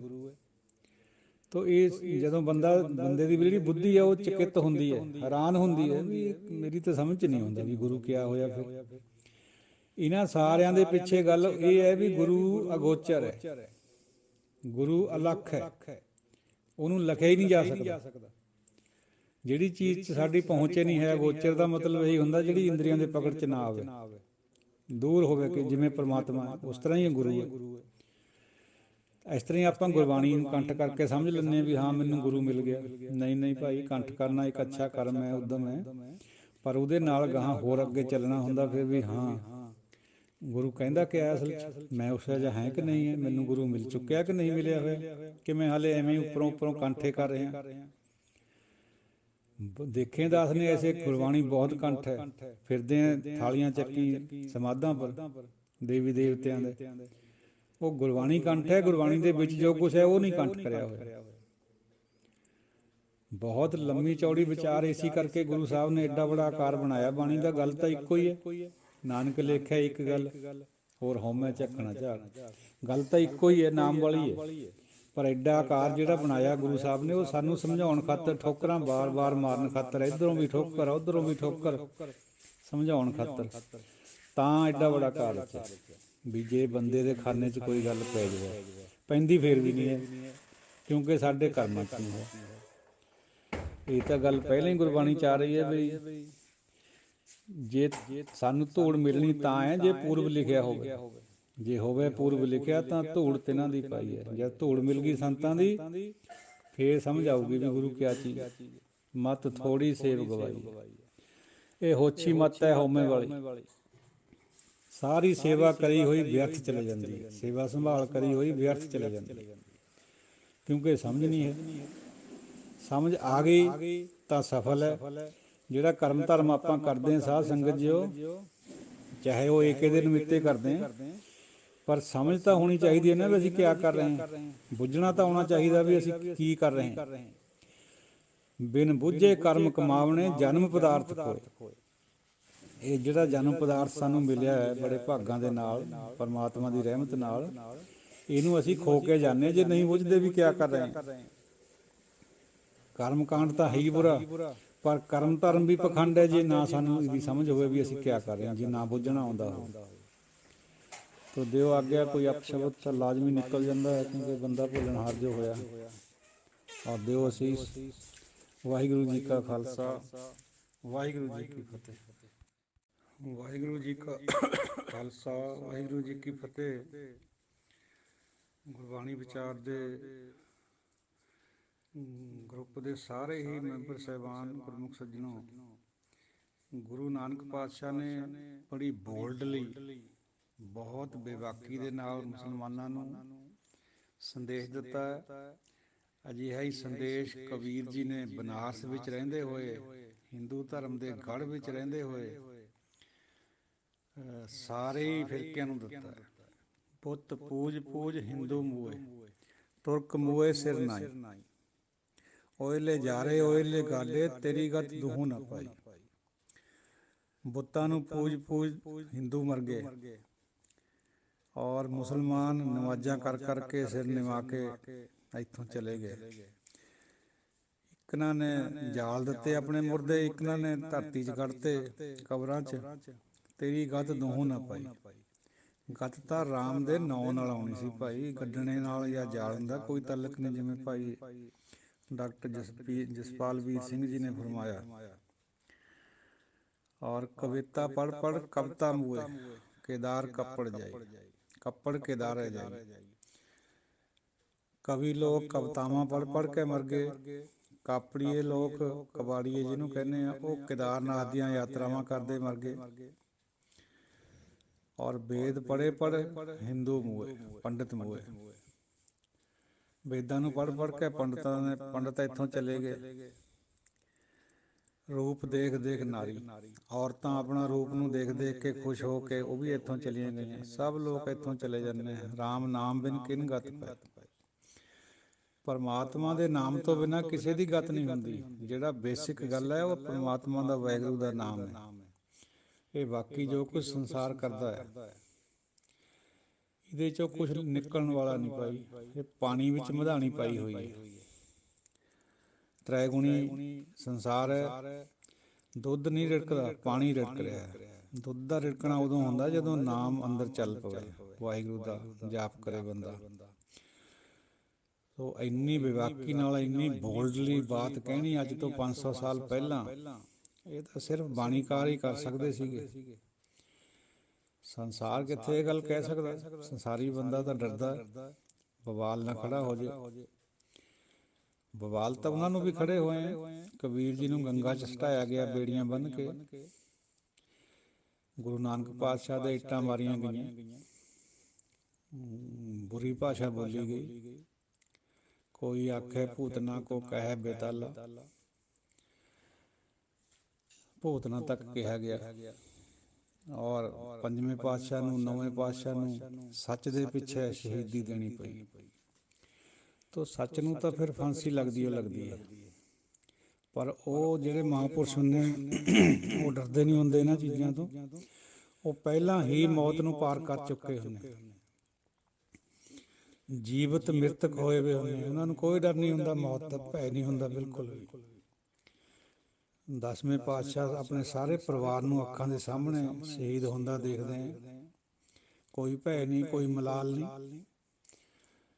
ਔਰ ਮਾਛੀਵਾੜੇ ਦੇ ਜੰਗਲਾਂ ਦੇ ਵਿੱਚ ਸਰਾਣਾ ਢੀਮ ਦਾ ਲਾ ਕੇ ਆਰਾਮ ਨਾਲ ਸੁੱਤੇ ਪਏ, ਉਹਦੇ ਸ਼ੁਕਰਾਨੇ 'ਚ ਵੀ ਤੇਰੀ ਅਮਾਨਤ ਅਦਾ ਹੋ ਗਈ ਮਹਾਰਾਜ, ਮੇਰਾ ਮੁਝਮੇ ਕੁਛ ਨਹੀਂ। ਉਹ ਬਾਤ ਕਬੀਰ ਜੀ ਵਾਲੀ ਸਾਬਤ ਕਰ ਰਹੇ ਵੀ ਸਭ ਕੁਝ ਤੇਰਾ ਹੀ ਹੈ, ਤੈਂ ਲੈ ਲਿਆ ਵਾਪਸ। ਸੋ ਭਾਈ ਜਸਪਾਲ ਵੀਰ ਸਿੰਘ ਜੀ ਨੇ ਵੀ ਬੜੀ ਬੇਬਾਕੀ ਦੇ ਨਾਲ ਇਹ ਬਾਤਾਂ ਕਹੀਆਂ। ਦਾਸਰਾ ਵੀ ਕਹਿ ਰਿਹਾ, ਕਾਫੀ ਚਿਰ ਤੋਂ ਕਹਿ ਰਿਹਾ, ਪਰ ਇਹਦਾ ਜੇ ਕੋਈ ਦੂਜਾ ਭਰਾ ਸੁਣਦਾ ਹੋਊਗਾ ਤਾਂ ਸ਼ਾਇਦ ਬੁਰਾ ਵੀ ਮਨਾ ਸਕਦੇ ਹਾਂ।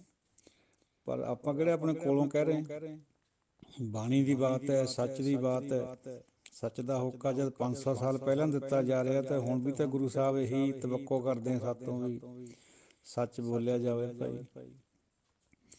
ਕਈਆਂ ਨੂੰ ਜਿਹੜੇ ਸਾਡੇ ਸ਼ਰੀਫ ਜੇ ਸਮਝਦੇ ਹੁੰਦੇ ਆਪਣੇ ਆਪ ਨੂੰ ਲੋਕ, ਜਾਂ ਐਂ ਸਮਝਦੇ ਹੁੰਦੇ ਵੀ ਨਿੰਦਿਆ ਨਹੀਂ ਕਿਸੇ ਦੀ ਵੀ ਕਰੀ ਦੀ।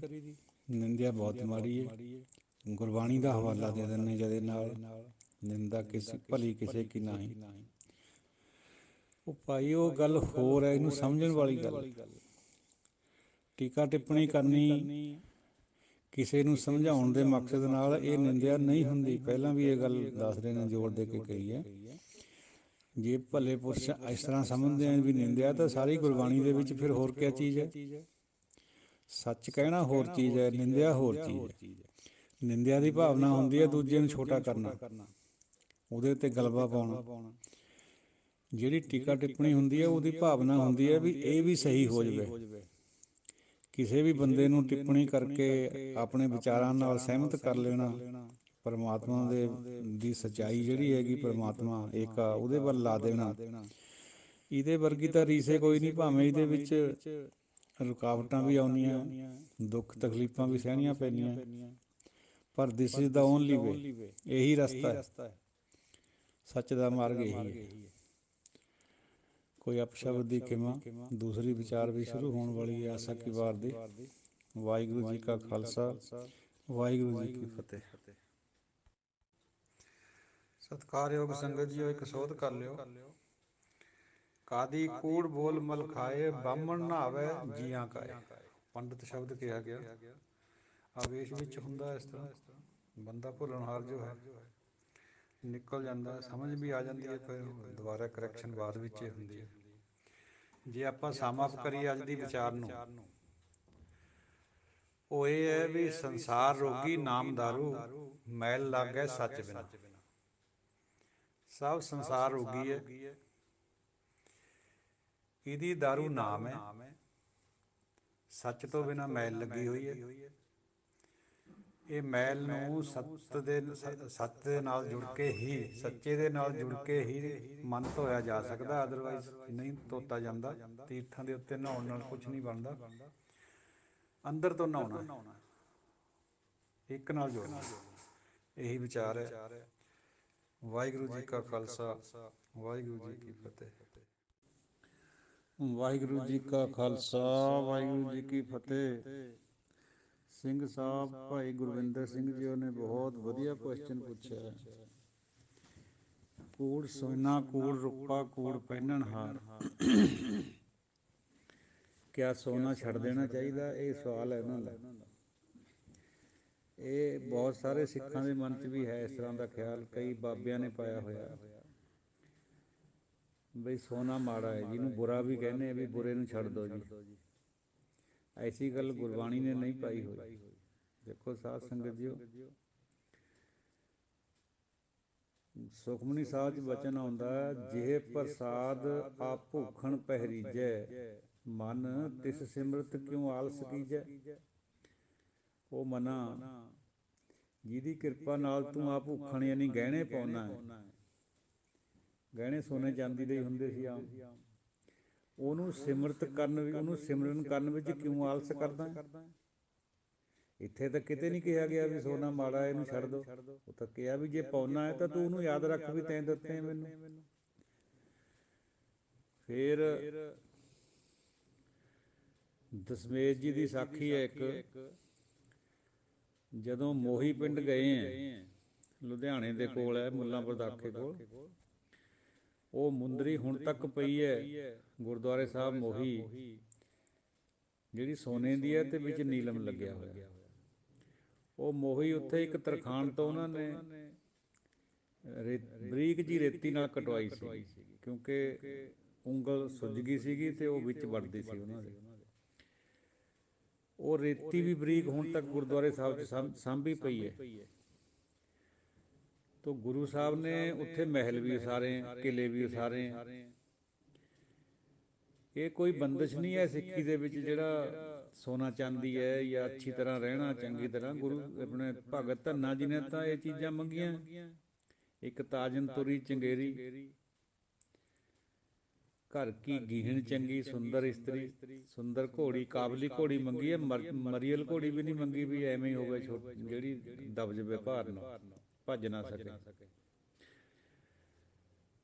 ਅਨਾਜ ਮੰਗੋ 7 ਸੀਕਾ, ਖਾਣਾ ਬਾਣਾ ਵੀ ਸਾਨੂੰ ਅਨਾਜ ਵੀ 7 ਵਾਹੀਆਂ ਵਾਲਾ ਚਾਹੀਦਾ, ਮੋਟੇ ਦਾਣਿਆਂ ਵਾਲਾ, ਇੱਕ ਅੱਧੀ ਵਾਹੀ ਵਾਲਾ ਨਹੀਂ ਚਾਹੀਦਾ। ਮਹਾਰਾਜ ਤੇਰੇ ਭਗਤ ਤੈਨੂੰ ਯਾਦ ਕਰਦੇ। ਦੇਸੀ ਘਿਓ ਵੀ ਮੰਗਿਆ, ਦਾਲ ਸਿੱਧਾ ਮੰਗੋ ਘਿਓ, ਹਮਰਾ ਖੁਸ਼ੀ ਕਰੇ ਨਿਤ ਜੀਓ। ਕਿਤੇ ਨਹੀਂ ਇਹ ਗੁਰਬਾਣੀ ਚਾਹੁੰਦਾ ਵੀ ਤੁਸੀਂ ਇਹ ਚੀਜ਼ਾਂ ਨਿਆਮਤਾਂ ਨੂੰ ਛੱਡਣਾ, ਕੁਦਰਤ ਦੀਆਂ ਨੂੰ। ਇਹਦੇ ਪਿੱਛੇ ਇੱਕ ਭਾਵਨਾ ਹੈ ਵੀ ਇਹਨਾਂ ਨੂੰ ਸ਼ੋਅ ਆਫ ਨਹੀਂ ਕਰਨਾ। ਸੋਨਾ ਮਾੜਾ ਨਹੀਂ ਹੈ, ਸੋਨੇ ਦਾ ਜਿਹੜਾ ਸ਼ੋਅ ਕਰਨਾ ਉਹ ਬਹੁਤ ਬੁਰਾ ਹੈ, ਉਹ ਫਿਰ ਹਉਮੈ ਦਾ ਕਾਰਨ ਬਣਦਾ ਹੈ। ਹਉਮੈ ਵਿੱਚ ਇਸ ਤਰ੍ਹਾਂ ਹੁੰਦਾ ਇੱਕ ਸਾਨੂੰ ਆਪ ਜੀ ਨਾਲ ਸਾਂਝੀ ਕਰਾਂ ਸਾਖੀ ਬਾਬਾ ਜੀ ਨਸਲਪੁਰ ਵਾਲਿਆਂ ਦੀ, ਬਾਬਾ ਅਜੀਤ ਸਿੰਘ ਦੀ। ਮੇਰੇ ਪਿੰਡ ਦੀ ਇੱਕ ਬੀਬੀ ਸੀ, ਉਹਨੇ ਕੋਈ ਘਰ ਖਰੀਦ ਲਿਆ, ਕਿਸੇ ਦੀ ਜਗ੍ਹਾ ਖਰੀਦ ਲਈ, ਪੈਸੇ ਘੱਟ ਸੀਗੇ ਕੋਲ। ਸੰਤਾਂ ਨੂੰ ਪੁੱਛਿਆ ਜਾ ਕੇ ਵੀ ਬਾਬਾ ਜੀ ਮੇਰੇ ਕੋਲ ਸੋਨਾ ਪਿਆ, ਟੁੰਬਾਂ ਹੈ ਕੁਛ, ਮੈਂ ਉਹ ਵੇਚ ਦੇਵਾਂ? ਕਹਿੰਦੇ ਨਹੀਂ ਸਾਊ, ਇਹ ਤਾਂ ਔਖੇ ਕੰਮ ਔਖੇ ਸਮੇਂ ਖਾਤਰ ਰੱਖੀ ਦੀਆਂ ਹੁੰਦੀਆਂ, ਤੁਸੀਂ ਹੋਰ ਤਰੀਕੇ ਨਾਲ ਸਾਰ ਲਓ। ਕਿਵੇਂ? ਬੈਂਕਾਂ ਤੋਂ ਕਹਿੰਦੇ ਜੀ ਕਰਜ਼ਾ ਮਿਲ ਜਾਂਦਾ ਹੁੰਦਾ, ਉਹ ਲੈ ਲਓ। ਵੀ ਸੋਨਾ ਤਾਂ ਔਖੇ ਟਾਈਮ ਖਾਤਰ ਰੱਖੀ ਦਾ ਹੁੰਦਾ। ਇੱਥੇ ਅਸੀਂ ਦੇਖਦੇ ਹਾਂ ਸੰਗਤ ਵਿੱਚ ਉਹਨਾਂ ਹੀ ਸੰਤਾਂ ਨੂੰ ਕੋਟ ਕਰਕੇ ਕਈ ਲੋਕ ਕਹਿੰਦੇ ਜੀ ਸੰਤ ਸੋਨੇ ਨੂੰ ਮਾੜਾ ਕਹਿੰਦੇ ਸੀਗੇ। ਸੰਤਾਂ ਦੇ ਸ਼ਰਧਾਲੂ ਵੀ ਕਹਿੰਦੇ ਇਹ ਗੱਲ ਨੂੰ। ਹਾਲਾਂਕਿ ਇਹ ਗੱਲ ਇੱਕ ਦੀ ਹੈ ਹੀ ਨਹੀਂ ਸੀਗੀ, ਨਾ ਸੰਤ ਇਸ ਤਰ੍ਹਾਂ ਕਹਿ ਸਕਦੇ ਸੀ, ਉਹ ਤਾਂ ਬਹੁਤ ਉੱਚੀ ਅਵਸਥਾ ਵਾਲੇ ਸੀਗੇ। ਇਹ ਅਨਾੜੀ ਲੋਕ ਕਰਦੇ ਸੀ ਇਹ ਗੱਲਾਂ ਵੀ ਸੋਨਾ ਮਾੜਾ ਹੈ, ਔਰਤ ਮਾੜੀ ਹੈ। ਕੁਛ ਵੀ ਮਾੜਾ ਨਹੀਂ ਹੈ ਭਾਈ, ਉਹਦੀ ਦੁਨੀਆ ਜਿਹੜੀ ਉਹਨੇ ਬਣਾਈ ਹੈ ਇੱਕਣ ਮਾੜੇ ਨਹੀਂ ਹੈ, ਉਹਨਾਂ ਦੀ ਵਰਤੋਂ ਮਾੜੀ ਹੋ ਸਕਦੀ ਹੈ। ਜੇ ਕੋਈ ਸੋਨਾ ਪਾ ਕੇ ਉਹਨੂੰ ਐਂ ਦਿਖਾਵੇ, ਉਹ ਮਾੜਾ ਹੈ। ਵਰਤੋਂ ਸਹੀ ਹੋਣੀ ਚਾਹੀਦੀ ਹੈ। ਤੋ ਜਿਹੜਾ ਬਹੁਤਾਤ ਹੈ ਪੈਸੇ ਧੇਲੇ ਦੀ, ਮਾਲ ਅਸਬਾਬ ਦੀ, ਇਹ ਬੁਰੀ ਨਹੀਂ ਹੈ। ਗੁਰਬਾਣੀ 'ਚ ਕਿਤੇ ਇਹਨੂੰ ਬੁਰਾ ਨਹੀਂ ਕਿਹਾ ਗਿਆ। ਇਹਦੀ ਵਰਤੋਂ ਸਹੀ ਕਰਨ ਵਾਸਤੇ ਉਪਦੇਸ਼ ਕਰਿਆ ਗਿਆ। ਮੌਲਾਨਾ ਰੂਮ ਇੱਕ ਸ਼ਾਇਰ ਹੋਏ ਫਾਰਸੀ ਦੇ, ਉਹ ਚੇਲੇ ਸੀਗੇ ਆਪਣੇ ਸ਼ਮਸ ਤਬਰੇਜ਼ ਦੇ, ਜਿਹੜੇ 7ਵੀਂ ਸਦੀ 'ਚ ਹੋਏ। ਸ਼ਮਸ ਤਬਰੇਜ਼ ਦੋ ਹੋਏ, ਇੱਕ 7ਵੀਂ 'ਚ, ਇੱਕ 10ਵੀਂ ਸਦੀ 'ਚ। 10ਵੀਂ ਸਦੀ ਵਾਲੇ ਮੁਲਤਾਨ ਦੇ ਸੀ, ਜਿਨ੍ਹਾਂ ਦੀ ਪੁੱਠੀ ਖੱਲ ਲੋਹਾਤੀ ਸੀਗੀ ਮੁਲਤਾਨ 'ਚ। ਇਹ 7ਵੀਂ ਸਦੀ 'ਚ ਜਿਹੜੇ ਹੋਏ ਸ਼ਮਸ ਤਬਰੇਜ਼, ਉਹਨਾਂ ਦੇ ਚੇਲੇ ਸੀ ਮੌਲਾਨਾ ਰੂਮ। ਕਹਾਣੀ ਇਹ ਵੀ ਹੈ ਵੀ ਮੌਲਾਨਾ ਰੂਮ ਵਿਦਵਤਾ ਵਿੱਚ ਸੀਗੇ ਨਿਪੁੰਨ, ਉਹਨਾਂ ਨੂੰ ਥੋੜ੍ਹਾ ਬਹੁਤਾ ਹਉਮੈ ਵੀ ਸੀ ਆਪਣੀ ਵਿਦਵਤਾ ਦੀ। ਸ਼ਮਸ ਤਬਰੇਜ਼ ਅਨਪੜ੍ਹ ਸੀ ਵਿਚਾਰੇ, ਲੇਕਿਨ ਅਖੀਰ ਨੂੰ ਮੌਲਾਨਾ ਰੂਮ ਨੂੰ ਪੈਰੀਂ ਹੱਥ ਲਾਉਣਾ ਪਿਆ ਫਿਰ ਸ਼ਮਸ ਤਬਰੇਜ਼ ਦੇ, ਕਿਉਂਕਿ ਉਹ ਆਤਮਦਰਸ਼ੀ ਸੀਗੇ। ਉਹ ਮੌਲਾਨਾ ਰੂਮ ਦੀ ਬਾਤ ਹੈ, ਜਿਹੜੇ ਬਾਅਦ ਵਿੱਚ ਫਿਰ ਚੰਗੇ ਪੁਰਸ਼ ਬਣ ਗਏ ਸੀਗੇ, ਵਿਦਵਾਨ ਹੁੰਦੇ ਹੋਏ ਭਗਤ ਬਣ ਗਏ ਸੀਗੇ। ਉਹਨਾਂ ਨੇ ਇੱਕ ਸ਼ੇਰ ਲਿਖਿਆ, ਚੀਸਤ ਦੁਨੀਆ ਅਜ਼ ਖੁਦਾ ਗਾਫਿਲ ਬੁਦਨ, ਨਏ ਕਮਾਸ਼ੋ ਨਕਰੇ ਬਾ ਫਰਜ਼ੰਦਾਨੋ ਜਨ।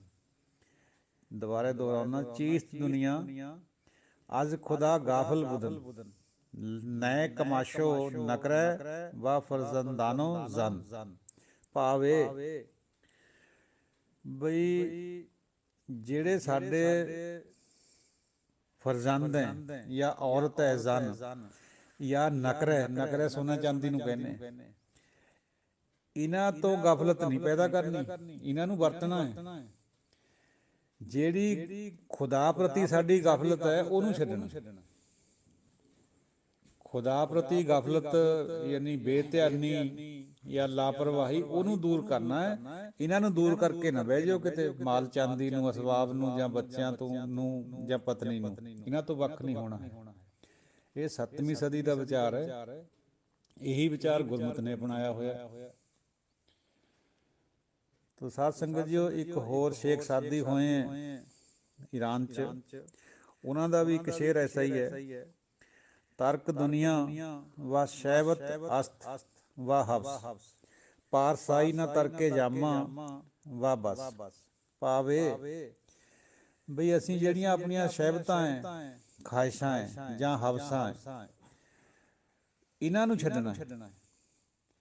ਪਾਰਸਾਈ ਨਾ ਤਰਕੇ ਜਾਮਾ, ਪਾਰਸਾਈ ਹੁੰਦੀ ਪਵਿੱਤਰਤਾ। ਜਾਮਾ ਨਾ ਪਹਿਨਣਾ, ਕੱਪੜੇ ਨਾ ਪਹਿਨਣੇ, ਇਹ ਪਵਿੱਤਰਤਾ ਨਹੀਂ ਹੈ। ਵਾਹ ਬਸ, ਬੱਬਾ ਸੱਸਾ ਬਸ। ਬਸ ਕਹਿੰਦੇ ਫਾਰਸੀ ਦੇ ਵਿੱਚ ਭਰਪੂਰਤਾ, ਅਬੰਡੈਂਸ, ਬਹੁਤ ਜ਼ਿਆਦਾ ਪਦਾਰਥ ਹੋਣਾ ਕੋਲ। ਉਹ ਭਾਈ ਪਵਿੱਤਰਤਾ ਇਹ ਨਹੀਂ ਹੈ ਵੀ ਜਾਮਾ ਨਾ ਪਾਓ ਯਾਰ, ਤੁਸੀਂ ਭਰਪੂਰਤਾ ਨੂੰ ਛੱਡ ਦਿਓ, ਜਿਹਦੇ 'ਚ ਸੋਨਾ ਚਾਂਦੀ ਵੀ ਆਉਂਦਾ ਭਰਪੂਰਤਾ 'ਚ, ਇਹ ਨਹੀਂ ਛੱਡਣੇ। ਪਵਿੱਤਰਤਾ ਤਾਂ ਇਸ ਗੱਲ ਵਿੱਚ ਹੈ ਵੀ ਹਵਸ ਛੱਡਣੀ ਹੈ, ਖਾਹਿਸ਼ਾਂ ਛੱਡਣੀਆਂ। ਸੋ ਸੋਨਾ ਚਾਂਦੀ ਬੁਰਾ ਨਹੀਂ ਹੈ, ਸੋਨੇ ਚਾਂਦੀ ਦੀ ਵਰਤੋਂ ਮਾੜੀ ਹੋ ਸਕਦੀ, ਵਰਤੋਂ ਕਿਸੇ ਵੀ ਚੀਜ਼ ਦੀ ਮਾੜੀ ਹੋ ਸਕਦੀ ਹੈ। ਦੁੱਧ ਦੀ ਤੁਸੀਂ ਵਰਤੋਂ ਗਲਤ ਕਰ ਲਓ, ਜ਼ਿਆਦਾ ਦੁੱਧ ਪੀ ਲਓ, ਲੂਜ਼ ਮੋਸ਼ਨ ਹੋ ਜਾਏਗਾ। ਜ਼ਿਆਦਾ ਦੇਸੀ ਘੀ ਖਾ ਲਓ ਗੜਬੜ ਹੋ ਜਾਏਗੀ ਅੰਦਰ। ਹਰ ਇੱਕ ਚੀਜ਼ ਲਿਮਟ ਵਿੱਚ ਹੁੰਦੀ ਹੈ, ਠੀਕ ਹੁੰਦੀ ਹੈ। ਕਿਸੇ ਵੀ ਚੀਜ਼ ਦੀ ਜਿਹੜੀ ਬਹੁਤ ਜ਼ਿਆਦਾ ਹੋ ਜਾਣਾ, access of everything is bad, ਜਾਂ ਉਹਦੀ ਬਿਲਕੁਲ ਅਕਾਲ ਪੈ ਜਾਣਾ, ਇਹ ਚੀਜ਼ ਬੁਰੀ ਹੈ। ਇਨ ਬਿਟਵੀਨ ਸਹਿਜ ਦਾ ਮਾਰਗ ਹੈ ਜਿਹੜਾ, ਉਹ ਠੀਕ ਹੈ। ਅੰਤ ਨਾ ਬਹੁਤਾ ਬੋਲਣਾ, ਅੰਤ ਨਾ ਬਹੁਤੀ ਚੁੱਪ, ਅੰਤ ਨਾ ਬਹੁਤਾ ਬਰਸਣਾ, ਅੰਤ ਨਾ ਬਹੁਤੀ ਧੁੱਪ। ਤੋ ਇਨ ਬਿਟਵੀਨ ਜਿਹੜਾ ਹੈ ਉਹ ਅਸੀਂ ਕੰਟਰੋਲ ਰੱਖਣਾ ਆਪਣੀਆਂ ਖਾਹਿਸ਼ਾਂ ਦੇ ਉੱਤੇ। ਘੋੜੇ ਵੀ ਕੋਲ ਹੈਗੇ, ਸੁੰਦਰ ਘੋੜੀ ਕੋਲ ਹੈ, ਕੋਈ ਬੁਰਾਈ ਨਹੀਂ ਹੈ। ਹਾਥੀ ਵੀ ਹੁੰਦੇ ਸੀਗੇ, ਘੋੜੇ ਤਾਂ ਗੁਰੂ ਸਾਹਿਬ ਨੇ ਵੀ ਰੱਖੇ।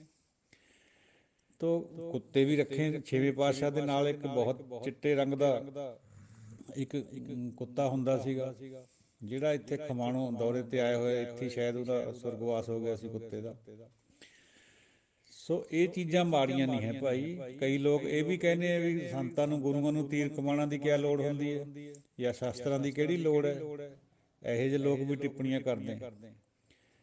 ਜਦ ਉਹਨਾਂ ਨੂੰ ਇਹ ਗਿਆਤ ਕਰਾਓ ਵੀ ਭਾਈ ਤੁਸੀਂ ਰਾਮ ਜੀ ਨੂੰ ਮੰਨਦੇ ਆ, ਰਾਮ ਚੰਦਰ ਜੀ ਨੇ ਵੀ ਤਾਂ ਧੁਣਖ ਚਲਾਏ, ਬਾਣ ਚਲਾਏ, ਕ੍ਰਿਸ਼ਨ ਜੀ ਨੇ ਵੀ ਤਾਂ ਸੁਦਰਸ਼ਨ ਚੱਕਰ ਚਲਾਇਆ, ਸਗੋਂ ਉਕਸਾਇਆ ਵੀ ਹੈ ਉਹਨਾਂ ਨੂੰ ਲੜਾਈ ਕਰਨ ਖਾਤਰ। ਉਹ ਤਾਂ ਲੜਾਈ ਛੱਡ ਕੇ ਬੈਠ ਗਏ ਸੀ ਪਾਂਡੋ। ਅਰਜਨ ਨੂੰ ਉਪਦੇਸ਼ ਕਰਕੇ ਗੀਤਾ ਦਾ, ਕੁਰੂਕਸ਼ੇਤਰ ਦੇ ਮੈਦਾਨੇ ਜੰਗ ਦੇ ਵਿੱਚ ਗੀਤਾ ਸੁਣਾਈ ਉਹਨਾਂ ਨੂੰ। ਉਹਦੇ ਵਿੱਚ ਇਹੀ ਗਿਆਨ ਹੈ ਵੀ ਹੁਣ ਇੱਕ ਹੱਦ ਹੋ ਗਈ ਹੈ, ਹੁਣ ਆਪਣਾ ਪਰਾਇਆ ਨਾ ਪਛਾਣੋ, ਹੁਣ ਫਰਜ਼ ਨੂੰ ਪਛਾਣੋ। ਚਾਹੇ ਆਪਣੇ ਹੀ ਹੈ, ਉਹ ਗਲਤ ਕਰਦੇ ਆ ਤਾਂ ਹੁਣ ਮੈਦਾਨੇ ਜੰਗ ਵਿੱਚ ਡਟ ਜਾਓ। ਸੋ ਕੋਈ ਸੋਨਾ ਮਾੜਾ ਨਹੀਂ, ਕੋਈ ਚਾਂਦੀ ਮਾੜੀ ਨਹੀਂ। ਜੇ ਸ਼ੋਅ ਕਰਦਾ ਬੰਦਾ ਉਹਨੂੰ ਹਉਮੈ ਦੇ ਰੂਪ ਵਿੱਚ, ਫਿਰ ਮਾੜਾ ਉਹ। ਜੇ ਨਹੀਂ ਸ਼ੋਅ ਕਰਦਾ ਤਾਂ ਉਹਦਾ ਕੋਈ ਬੁਰਾਈ ਨਹੀਂ। ਗੁਰੂ ਸਾਹਿਬਾਨਾਂ ਦੇ ਤੀਰਾਂ ਨੂੰ ਵੀ ਸੋਨਾ ਲੱਗਿਆ ਵਾ ਹੁੰਦਾ ਸੀਗਾ, 1.25 ਤੋਲੇ, ਤਾਂ ਕਿ ਜਿਹਦੇ ਵੱਜਣਗੇ ਉਹਦੀ ਹੱਤਿਆ ਹੋਊਗੀ, ਉਹਦਾ ਕਫਨ ਦਾ ਕੰਮ ਇਹ ਦੇ ਦੂਗਾ। ਗਰੀਬ ਹੁੰਦੇ ਸੀ ਉਦੋਂ ਲੋਕ ਜ਼ਿਆਦਾ। ਸੋ ਭਾਈ ਗੁਰਵਿੰਦਰ ਸਿੰਘ ਜੀ, ਤੁਹਾਡਾ ਇਹ ਖਿਆਲ ਬਿਲਕੁਲ ਦਰੁਸਤ ਹੈ ਵੀ ਸੋਨਾ ਚਾਂਦੀ ਛੱਡਣ ਦਾ ਹੁਕਮ ਨਹੀਂ ਹੈ, ਭਾਵੇਂ ਇਹਨੂੰ ਕੋਡ ਵੀ ਲਿਖਿਆ ਹੈ ਗੁਰਬਾਣੀ 'ਚ, ਪਰ ਇਹ ਤਾਂ ਨਿਆਮਤਾਂ ਹੈ ਕੁਦਰਤ ਦੀਆਂ, ਜਿਹਦੇ 'ਚ ਹੀਰੇ ਮੋਤੀ ਵੀ ਆ ਜਾਂਦੇ, ਜਵਾਹਰਾਤ ਵੀ ਆਉਂਦੇ, ਹੀਰੇ ਜਵਾਹਰਾਤ, ਇਹਨਾਂ ਨੂੰ ਛੱਡਣਾ ਨਹੀਂ ਹੈ। ਜਿਵੇਂ ਜ਼ਿੰਦਗੀ ਦਾ ਜੇ ਦੇ ਤੇ ਮਹਾਰਾਜ ਨੇ, ਉਹਨੂੰ ਯਾਦ ਕਰਨਾ ਵੀ ਤੈਂ ਦਿੱਤੇ, ਵਰਤੋਂ 'ਚ ਲਿਆਓ। ਪੈਸਾ ਧੇਲਾ ਧਰਤੀ 'ਚ ਕੱਢਣਾ ਮਾੜਾ ਹੈ, ਵਰਤੋਂ ਕਰਨ ਖਾਤਰ ਬਿਲਕੁਲ ਮਾੜਾ ਨਹੀਂ ਹੈ। ਐਸੀ ਵਿਚਾਰ ਹੈ ਗੁਰਮਤਿ ਦੀ। ਚਲੋ ਕੋਈ ਅਪਸ਼ਬਦ ਹੋਵੇ, ਖਿਮਾ ਦਾ ਯਾਚਕ। ਦਿਓ ਸੀਸ। ਵਾਹਿਗੁਰੂ ਜੀ ਕਾ ਖਾਲਸਾ, ਵਾਹਿਗੁਰੂ ਜੀ ਕੀ ਫਤਿਹ। ਏਕੋ ਸੇਵੀ ਸਦਾ ਥਿਰ ਸਾਚਾ, ਦੂਜੈ ਲਾਗਾ ਸਭ ਜਗ ਕਾਚਾ। ਨਾਨਕ ਦੁਨੀਆ ਕੈਸੀ ਹੋਈ, ਸਾਲਕ ਮਿਤ ਨ ਰਹਿਓ ਕੋਈ। ਨਾਨਕ ਦੁਨੀਆ ਕੈਸੀ ਹੋਈ,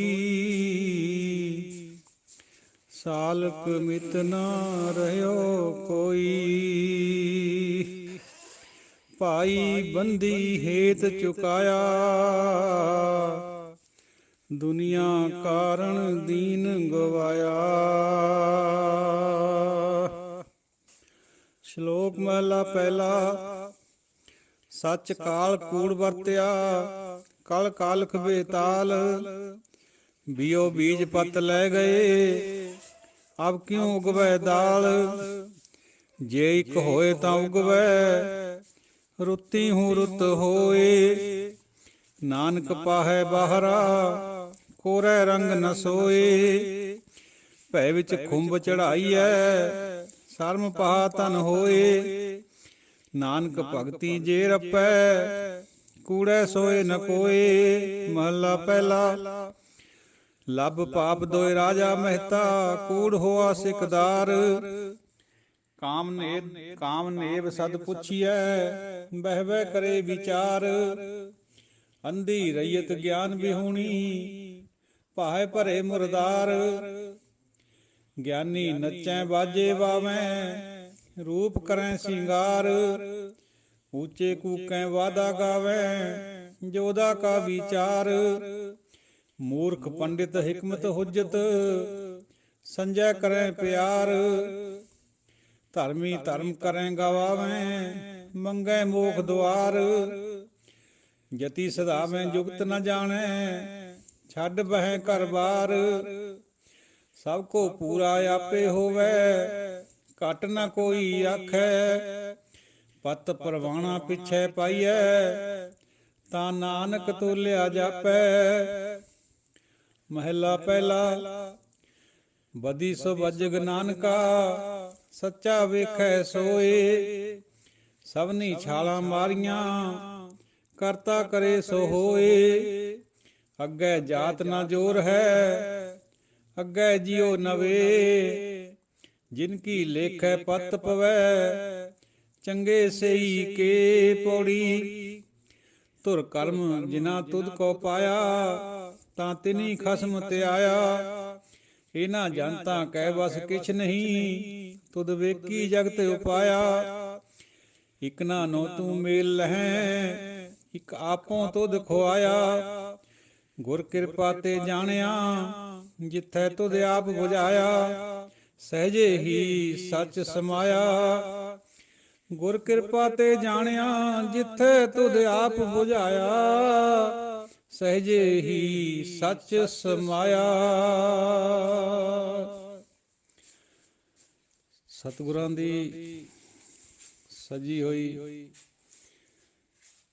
ਸਵਾਰੀ ਨਿਖਾਰੀ ਹੋਈ ਸਾਧ ਸੰਗਤ ਜੀਓ ਗੁਰਬਾਣੀ ਵਿਚਾਰ ਦੇ ਗੁਰਮੁਖ ਸੱਜਣੋ ਤੇ ਬਾਕੀ ਵੀ ਸਾਰੀ ਸਾਧ ਸੰਗਤ ਗੁਰੂ ਖਾਲਸਾ ਜੀਓ ਚਰਨ ਬੰਦਨਾ ਪ੍ਰਣਾਮ। ਇੱਕ ਵਾਰ ਫੇਰ ਤੋਂ ਫਤਿਹ ਸਾਂਝੀ ਕਰੀਏ। ਵਾਹਿਗੁਰੂ ਜੀ ਕਾ ਖਾਲਸਾ ਵਾਹਿਗੁਰੂ ਜੀ ਕੀ ਫਤਿਹ। ਆਪਣੀ ਤੁੱਛ ਬੁੱਧੀ ਅਨੁਸਾਰ ਅਗਲੀ ਆਸਾ ਕੀ ਵਾਰ ਦੀ ਲੜੀਵਾਰ ਵਿਚਾਰ ਹਾਜ਼ਰ ਹੈ। ਸ਼ਲੋਕ ਮਹਿਲਾ ਪਹਿਲਾ। ਸੱਚ ਕਾਲ ਕੂੜ ਵਰਤਿਆ। ਸੱਚ ਕਾਲ ਕੂੜ ਵਰਤਿਆ ਕਲ ਕਾਲਖ ਬੇਤਾਲ। ਬੀਓ ਬੀਜ ਪਤ ਲੈ ਗਏ ਅਬ ਕੀ ਉਗਵੇ ਦਾਲ। ਸੱਚ ਦਾ ਤਾਂ ਪੈ ਗਿਆ ਕਾਲ ਭਾਈ, ਕੂੜ ਦਾ ਹੋ ਗਿਆ ਵਰਤਾਰਾ। ਕਲ ਕਾਲਖ ਬੇਤਾਲ। ਕਲ ਯੁੱਗ ਦੇ ਵਿੱਚ ਇਹ ਜਿਹੜੀ ਕਾਲਖ ਹੈ ਬੇਤਾਲਾਪਣ ਹੋ ਗਿਆ, ਭੂਤਨੇ ਬਣ ਗਏ ਅਸੀਂ ਲੋਕ ਸਭ। ਪਾਤਸ਼ਾਹ ਫਰਮਾਉਂਦੇ ਹੈ ਵੀ ਸੱਚ ਦਾ ਪੈ ਗਿਆ ਕਾਲ, ਕੂੜ ਅਮਾਵਸ ਸੱਚ ਚੰਦਰਮਾ ਦੀਸੈ ਨਾਹੀ ਕਹਿ ਚੜਿਆ। ਕੂੜ ਪ੍ਰਧਾਨ ਹੋ ਗਿਆ, ਕੂੜ ਫਿਰੇ ਪ੍ਰਧਾਨ ਵੇ ਲਾਲੋ।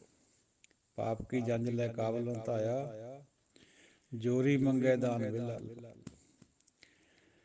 ਤੋ ਭਾਈ ਸਭ ਭੂਤਨੇ ਬਣੇ ਪਏ, ਡੁਐਲਿਟੀ ਵਿੱਚ ਜੁੜੇ ਹੋਏ ਹੈ।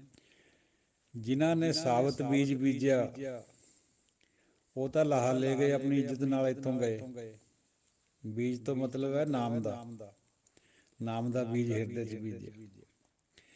ਜੇ ਹੁਣ ਹੋ ਗਈ ਹੈ ਉਹ ਦਾਲ, ਦਾਣਾ ਫਾੜ ਕੇ ਦਾਲ ਬਣਾਤੀ, ਦੋ ਹੋ ਗਏ। ਉਹ ਕਦੇ ਜੰਮਦੀ ਹੈ, ਕਦੇ ਉੱਗਦੀ ਹੈ ਦਾਲ, ਕਦੇ ਵੀ ਨਹੀਂ। ਤੋ ਇਹ ਜਿਹੜੀ ਡੁਐਲਿਟੀ ਹੈ, ਮਨ ਦੁਫਾੜ ਹੋਏ ਪਏ ਇਹਦੇ ਵਿੱਚ, ਦੁਚਿੱਤਾ ਬਣਾਇਆ ਹੋਇਆ, ਸਾਬਤ ਨਹੀਂ ਹੈ ਮਨ। ਮਨ ਦੇ ਸਾਬਤ ਹੋਏ ਤੋਂ ਬਿਨਾ ਨਾਮ ਅੰਦਰ ਟਿਕਦਾ ਨਹੀਂ ਹੈ।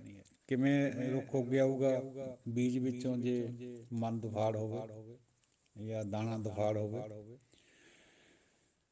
ਤੋ ਪਾਤਸ਼ਾਹ ਅੱਗੇ ਹੁਕਮ ਕਰਦੇ ਆ, ਜੇ ਇੱਕ ਹੋਏ ਤਾਂ ਉਗਵੇ ਰੁੱਤੀ ਹੂੰ ਰੁੱਤ ਹੋਵੇ। ਪਹਿਲਾਂ ਤਾਂ ਸਾਬਤ ਵੀ ਹੋਵੇ ਤੇ ਨਾਲ ਰੁੱਤ ਵੀ ਹੋਵੇ, ਜਿਹਨੂੰ ਆਪਾਂ ਬੱਤਰ ਕਹਿੰਦੇ ਆ। ਬੱਤਰ ਵੀ ਹੋਵੇ, ਸਮੇਂ ਦੀ ਵੀ ਰੁੱਤ ਹੋਵੇ।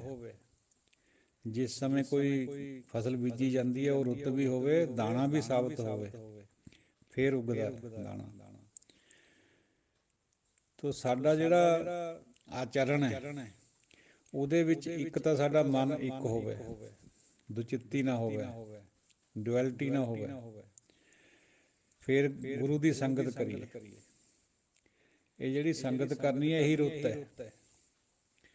ਇਹਦੇ ਵਿੱਚ ਸੰਗਤ ਦੇ ਵਿੱਚ ਹੀ ਜਾ ਕੇ ਸੰਗਤ ਰੂਪੀ ਜਦੋਂ ਆਪਾਂ ਸੰਗਤ ਦੇ ਵਿੱਚ ਨਾਮ ਰੂਪੀ ਗੁਰਬਾਣੀ ਰੂਪੀ ਪਾਣੀ ਦਿੰਦੇ ਹਾਂ ਤਾਂ ਨਰਮ ਹੋ ਕੇ ਅੰਦਰੋਂ ਸਾਡੇ ਨਾਮ ਪ੍ਰਗਟ ਹੁੰਦਾ ਹੈ।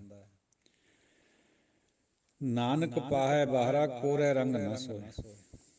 ਪਾ ਦੇਣੀ ਹੁੰਦੀ ਹੈ ਕੱਪੜੇ ਨੂੰ, ਜਿਵੇਂ ਫਟਕੜੀ ਵਗੈਰਾ ਤੋਂ ਪਹਿਲਾਂ ਦਿੰਦੇ ਰੰਗ ਚੜਾਉਣ ਤੋਂ ਪਹਿਲਾਂ, ਫਿਰ ਉਹ ਰੰਗ ਪੱਕਾ ਹੋ ਜਾਂਦਾ, ਨਹੀਂ ਤਾਂ ਰੰਗ ਜਦੇ ਉਤਰ ਜਾਂਦਾ ਜੇ ਕੋਰੇ ਨੂੰ ਇਸ ਤਰ੍ਹਾਂ ਹੀ ਚੜਾ ਦਈਏ। ਇਹ ਲਦਾਰੀਆਂ ਨੂੰ ਪਤਾ ਜ਼ਿਆਦਾ। ਤੋ ਬਿਨਾਂ ਪਾਹ ਤੋਂ ਭਾਈ ਕੋਰੇ ਕੱਪੜੇ ਪਰ ਕੋਰੇ ਮਨ ਪਰ ਰੰਗ ਨਹੀਂ ਚੜ੍ਹਦਾ। ਉਹ ਪਾਹ ਕਾਹਦੀ ਦੇਣੀ ਹੈ? ਕੜਾਹੇ ਵਿੱਚ ਚੜਾਉਣ ਤੋਂ ਪਹਿਲਾਂ ਜਿਹੜਾ ਨਿਰਮਲ ਭਾਵ ਹੈ ਉਹ ਹੋਣਾ ਚਾਹੀਦਾ। ਸਾਡੇ ਅੰਦਰ ਰੱਬ ਦਾ ਡਰ ਹੋਣਾ ਚਾਹੀਦਾ, ਗੁਰੂ ਦਾ ਡਰ ਹੋਣਾ ਚਾਹੀਦਾ। ਉਸ ਤੋਂ ਬਿਨਾਂ ਤਾਂ ਉੱਧਰ ਨੂੰ ਤੁਰੇ ਨਹੀਂ ਸਕਦਾ ਬੰਦਾ। ਫਿਰ ਮਿਹਨਤ ਵੀ ਕਰਨੀ ਹੈ, ਸ਼ਰਮ ਕਰਨਾ, ਸ਼ਰਮ ਦੀ ਪਾਹ ਦੇਣੀ ਹੈ ਇਸ ਸਰੀਰ ਨੂੰ, ਇਸ ਤਨ ਨੂੰ। ਮਿਹਨਤ ਕਰਨੀ ਹੈ ਤੇ ਉਹਦੇ ਭੈ ਵਿੱਚ ਆਉਣਾ ਹੈ। ਫਿਰ ਇਹ ਇੱਕ ਹੋ ਕੇ ਮਨ ਅੰਦਰੋਂ ਬੀਜ ਉੱਗ ਸਕਦਾ ਨਾਮ ਦਾ।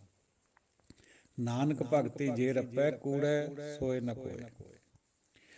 ਜੇ ਇਸ ਤਰੀਕੇ ਨਾਲ ਭਗਤੀ ਦੇ ਵਿੱਚ ਰੰਗ ਜਾਵੇ ਬੰਦਾ, ਫਿਰ ਉਹ ਕੂੜ ਨਹੀਂ ਰਹਿ ਜਾਂਦਾ, ਕੂੜਾ ਨਹੀਂ ਰਹਿ ਜਾਂਦਾ। ਨਹੀਂ ਤਾਂ ਫਿਰ ਸਾਰਾ ਕੁਝ ਕੂੜ ਹੈ। ਜੇ ਨਾਮ ਨਾਲ ਜੁੜ ਗਿਆ ਉਹ ਅਮਰ ਹੋ ਜਾਂਦਾ ਆਤਮਿਕ ਤੌਰ ਤੇ। ਜਿਹੜੇ ਕੂੜੇ ਨਹੀਂ ਬਿਨਾਂ ਨਾਮ ਤੋਂ ਹੈ, ਸੱਖਣੇ ਨਾਮ ਤੋਂ, ਉਹ ਭਾਈ ਕੂੜ ਹੈ, ਸਾਰਾ ਕੁਝ ਕੂੜ ਹੈ। ਭਗਤੀ ਵਾਲਾ ਬੰਦਾ ਹੀ ਸੱਚਾ ਹੁੰਦਾ। ਮਹਲਾ ਪਹਿਲਾ। ਲੱਭ ਪਾਪ ਦੋਇ ਰਾਜਾ ਮਹਿਤਾ, ਕੂੜ ਹੋਆ ਸਿਕਦਾਰ। ਲੱਭ ਔਰ ਪਾਪ। ਪਾਪ ਰਾਜਾ, ਲੱਭ ਲੋਭ। ਖਾਸ ਕਰਕੇ ਲੱਭ ਜਿਹੜਾ ਖਾਣ ਪੀਣ ਦਾ ਲਾਲਚ ਹੈ ਉਸੇ ਨੂੰ ਕਿਹਾ ਜਾਂਦਾ। ਲੋਭ ਹੁੰਦਾ ਪੈਸੇ ਧੇਲੇ ਪਦਾਰਥ ਇਕੱਠੇ ਕਰਨ ਦਾ। ਤੋ ਇਹ ਦੋਹੇ ਪਾਪ ਔਰ ਲੱਭ ਹੈ ਜਿਹੜੇ, ਇਹ ਰਾਜਾ ਔਰ ਉਹਦਾ ਵਜ਼ੀਰ ਬਣੇ ਹੋਏ ਹੈ। ਤਸ਼ਬੀਹ ਦਿੱਤੀ ਹੈ ਰਾਜੇ ਔਰ ਵਜ਼ੀਰ ਦੇ ਨਾਲ। ਕੂੜ ਹੋਆ ਸਿਕਦਾਰ। ਇਹਨਾਂ ਦਾ ਜਿਹੜਾ ਸਿਕਦਾਰ ਹੈ, ਇਹਨਾਂ ਦੇ ਹੁਕਮ ਨੂੰ ਅੱਗੇ ਲਾਗੂ ਕਰਨ ਵਾਲਾ ਸਿਕਦਾਰ ਇੱਕ ਅਹੁਦਾ ਹੁੰਦਾ ਸੀ ਮੁਗਲ ਰਾਜ ਦੇ ਦੌਰਾਨ। ਮੁਗਲਾਂ ਤੋਂ ਵੀ ਪਹਿਲਾਂ ਜਿਹੜੇ ਡਾਇਨੈਸਟੀਆਂ ਹੋਈਆਂ, ਤੁਗਲਕ, ਮੁਹੰਮਦ ਤੁਗਲਕ ਵਗੈਰਾ ਹੋਏ, ਅਲਾਉਦੀਨ ਖਿਲਜੀ ਹੋਇਆ, ਗੁਲਾਮ ਵੰਸ਼ ਕਹਿੰਦੇ ਜਿਹਨੂੰ, ਉਹਦੇ ਵਿੱਚ ਜਿਹੜਾ ਸਿਕਦਾਰ ਹੁੰਦਾ ਸੀ ਉਹ ਅੱਜ ਕੱਲ੍ਹ ਦੇ ਤਹਿਸੀਲਦਾਰ ਦੇ ਰੈਂਕ ਦਾ ਬੰਦਾ ਹੁੰਦਾ ਸੀ। ਉਹ ਕੂੜ ਹੈ ਜਿਹੜਾ, ਉਹ ਸਿਕਦਾਰ ਚੌਧਰੀ ਬਣਿਆ ਹੋਇਆ ਹੁਕਮ ਲਾਗੂ ਕਰਨੇ ਵਾਲਾ। ਕਾਮਨੇਵ ਸਦ ਪੁੱਛੀਏ ਬਹਿ ਬਹਿ ਕਰੇ ਵਿਚਾਰ। ਜਿਹੜਾ ਕਾਮ ਦੇ ਦੇਵਤਾ ਹੈ, ਯਾਨੀ ਕਾਮ ਦੀ ਵਾਸਨਾ ਹੈ, ਇਹ ਉਹਦਾ ਡਿਪਟੀ ਹੈ ਰਾਜੇ ਦਾ। ਜਿਵੇਂ ਪ੍ਰਧਾਨ ਰਾਸ਼ਟਰਪਤੀ ਤੇ ਉਪ ਰਾਸ਼ਟਰਪਤੀ, ਉਹਨੂੰ ਨਾਇਬ ਕਹਿੰਦੇ, ਪ੍ਰਧਾਨ ਨਾਇਬ ਪ੍ਰਧਾਨ। ਇਹ ਕਾਮ ਹੈ, ਇਹ ਇਕੱਠੇ ਹੋ ਕੇ ਸਲਾਹ ਕਰਨੇ। ਲੱਭ ਪਾਪ ਕਾਮ ਸਿਕਦਾਰ। ਅੰਧੀ ਰਈਅਤ ਗਿਆਨ ਵਿਹੂਣੀ, ਭਾ ਭਰੇ ਮਿਰਦਾਰ। ਅੰਧੀ ਰਈਅਤ ਯਾਨੀ ਜਿਹੜੀ ਪ੍ਰਜਾ ਹੈ ਉਹ ਵੀ ਅੰਨੀ ਹੈ, ਗਿਆਨ ਹੈ ਨਹੀਂ, ਗਿਆਨ ਤੋਂ ਬਿਨਾਂ ਅੰਨੇ ਹੈ ਸਭ। ਔਰ ਮੁਰਦੇ ਦੀ ਤਰ੍ਹਾਂ ਵਫਾਦਾਰੀ ਕਰਦੇ, ਜਿਵੇਂ ਮੁਰਦੇ ਨੂੰ ਜਿੱਧਰ ਨੂੰ ਮਰਜ਼ੀ ਸਿੱਟੀ ਜਾਓ, ਜਲਾਈ ਜਾਓ, ਕੁਛ ਕਰੀ ਜਾਓ, ਦੱਬੀ ਜਾਓ, ਉਹਨੂੰ ਕੋਈ ਫਰਕ ਨਹੀਂ ਪੈਂਦਾ। ਐਸੇ ਤਰ੍ਹਾਂ ਦੀ ਜਨਤਾ ਹੋਈ ਹੋਈ ਹੈ, ਗਿਆਨ ਹੈ ਨਹੀਂ। ਜਿੱਕਣ ਰਾਜਾ ਪ੍ਰਜਾ ਕਹਿ ਰਹੇ ਹੈ, ਕਾਮ ਕਹਿ ਰਿਹਾ, ਉਸੇ ਤਰ੍ਹਾਂ ਕਰੀ ਜਾ ਰਹੇ। ਗਿਆਨੀ ਨੱਚੈ ਵਾਜੇ ਵਾਵੇਂ, ਰੂਪ ਕਰੇ ਸਿੰਗਾਰ। ਜਿਹੜੇ ਗਿਆਨ ਵਾਲੇ ਹੈ ਉਹ ਨੱਚਦੇ ਹੈ, ਬਾਜੇ ਵਜਾਉਂਦੇ ਹੈ, ਤਰ੍ਹਾਂ ਤਰ੍ਹਾਂ ਦੇ ਸ਼ਿੰਗਾਰ ਕਰਦੇ। ਇਹ ਜਿਹੜੇ ਰਾਸਾਂ ਪਾਉਂਦੇ ਉਹਨਾਂ ਗਿਆਨੀਆਂ ਦੀਆਂ ਵਿਚਾਰਾਂ।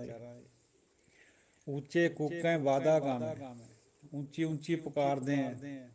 ਝਗੜੇ ਵਾਲੇ ਗੀਤ ਗਾਉਂਦੇ ਹੈ, ਝਗੜਿਆਂ ਦੀਆਂ ਵਿਚਾਰਾਂ ਕਰਦੇ ਹੈ।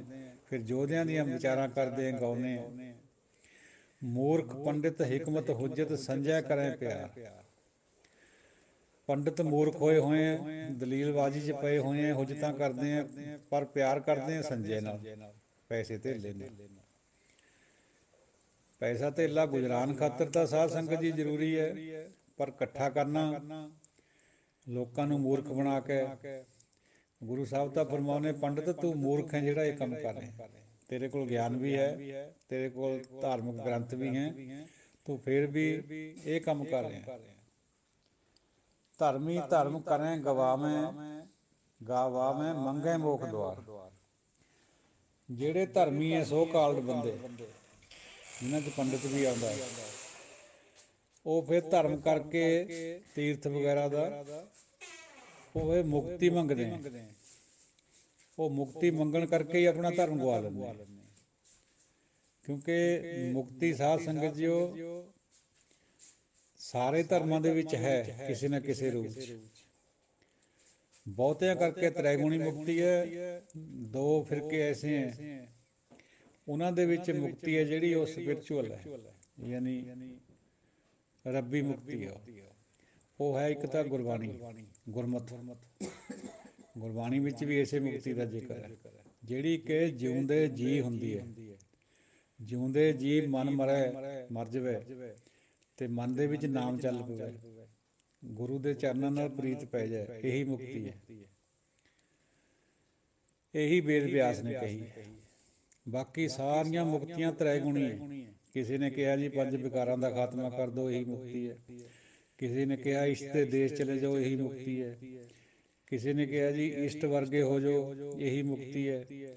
ਤਰ੍ਹਾਂ ਤਰ੍ਹਾਂ ਦੀਆਂ ਮੁਕਤੀਆਂ, ਇਹਦੇ ਉੱਤੇ ਵੀ ਇੱਕ ਜੁਦਾ ਚੈਪਟਰ ਕਰਾਂਗੇ ਫਿਰ। ਤੋ ਕਹਿਣ ਤੋਂ ਭਾਵ ਇਹ ਹੈ ਵੀ ਜੈਨ ਧਰਮ ਦੀ ਮੁਕਤੀ ਹੋਰ ਹੈ, ਬੁੱਧ ਧਰਮ ਦੀ ਹੋਰ ਹੈ। ਬੁੱਧ ਧਰਮ ਕਹਿੰਦਾ ਅਸ਼ਟਾਂਗ ਕਰੋ, ਰੱਬ ਦਾ ਕੋਈ ਜ਼ਿਕਰ ਨਹੀਂ ਕਰ ਰਹੇ ਬੁੱਧ ਧਰਮ ਵਾਲੇ। ਬੁੱਧ ਜੀ ਵੀ ਖੁਦ ਪਰਮਾਤਮਾ ਬਾਰੇ ਸਾਈਲੈਂਟ ਹੈ, ਨਾ ਕਹਿ ਰਹੇ ਹੈ, ਨਾ ਕਹਿ ਰਹੇ ਨਹੀਂ ਹੈ। ਸੋ ਸਭ ਦੀਆਂ ਮੁਕਤੀਆਂ ਅਲੱਗ ਅਲੱਗ ਹੈ। ਜਿਹੜੇ 6 ਸ਼ਾਸਤਰ ਹੈ, ਖਟ ਸ਼ਾਸਤਰ, ਉਹਨਾਂ ਦੀ ਸਾਰਿਆਂ ਦੀ ਉਹ ਅਲੱਗ ਅਲੱਗ ਮੁਕਤੀ ਹੈ। ਇੱਕ ਖਟ ਸ਼ਾਸਤਰ ਐਸਾ ਵੀ ਹੈ ਜਿਹੜਾ ਕਹਿੰਦਾ ਵੀ ਯੱਗ ਕਰੋ, ਬਸ ਇਹੀ ਮੁਕਤੀ ਹੈ।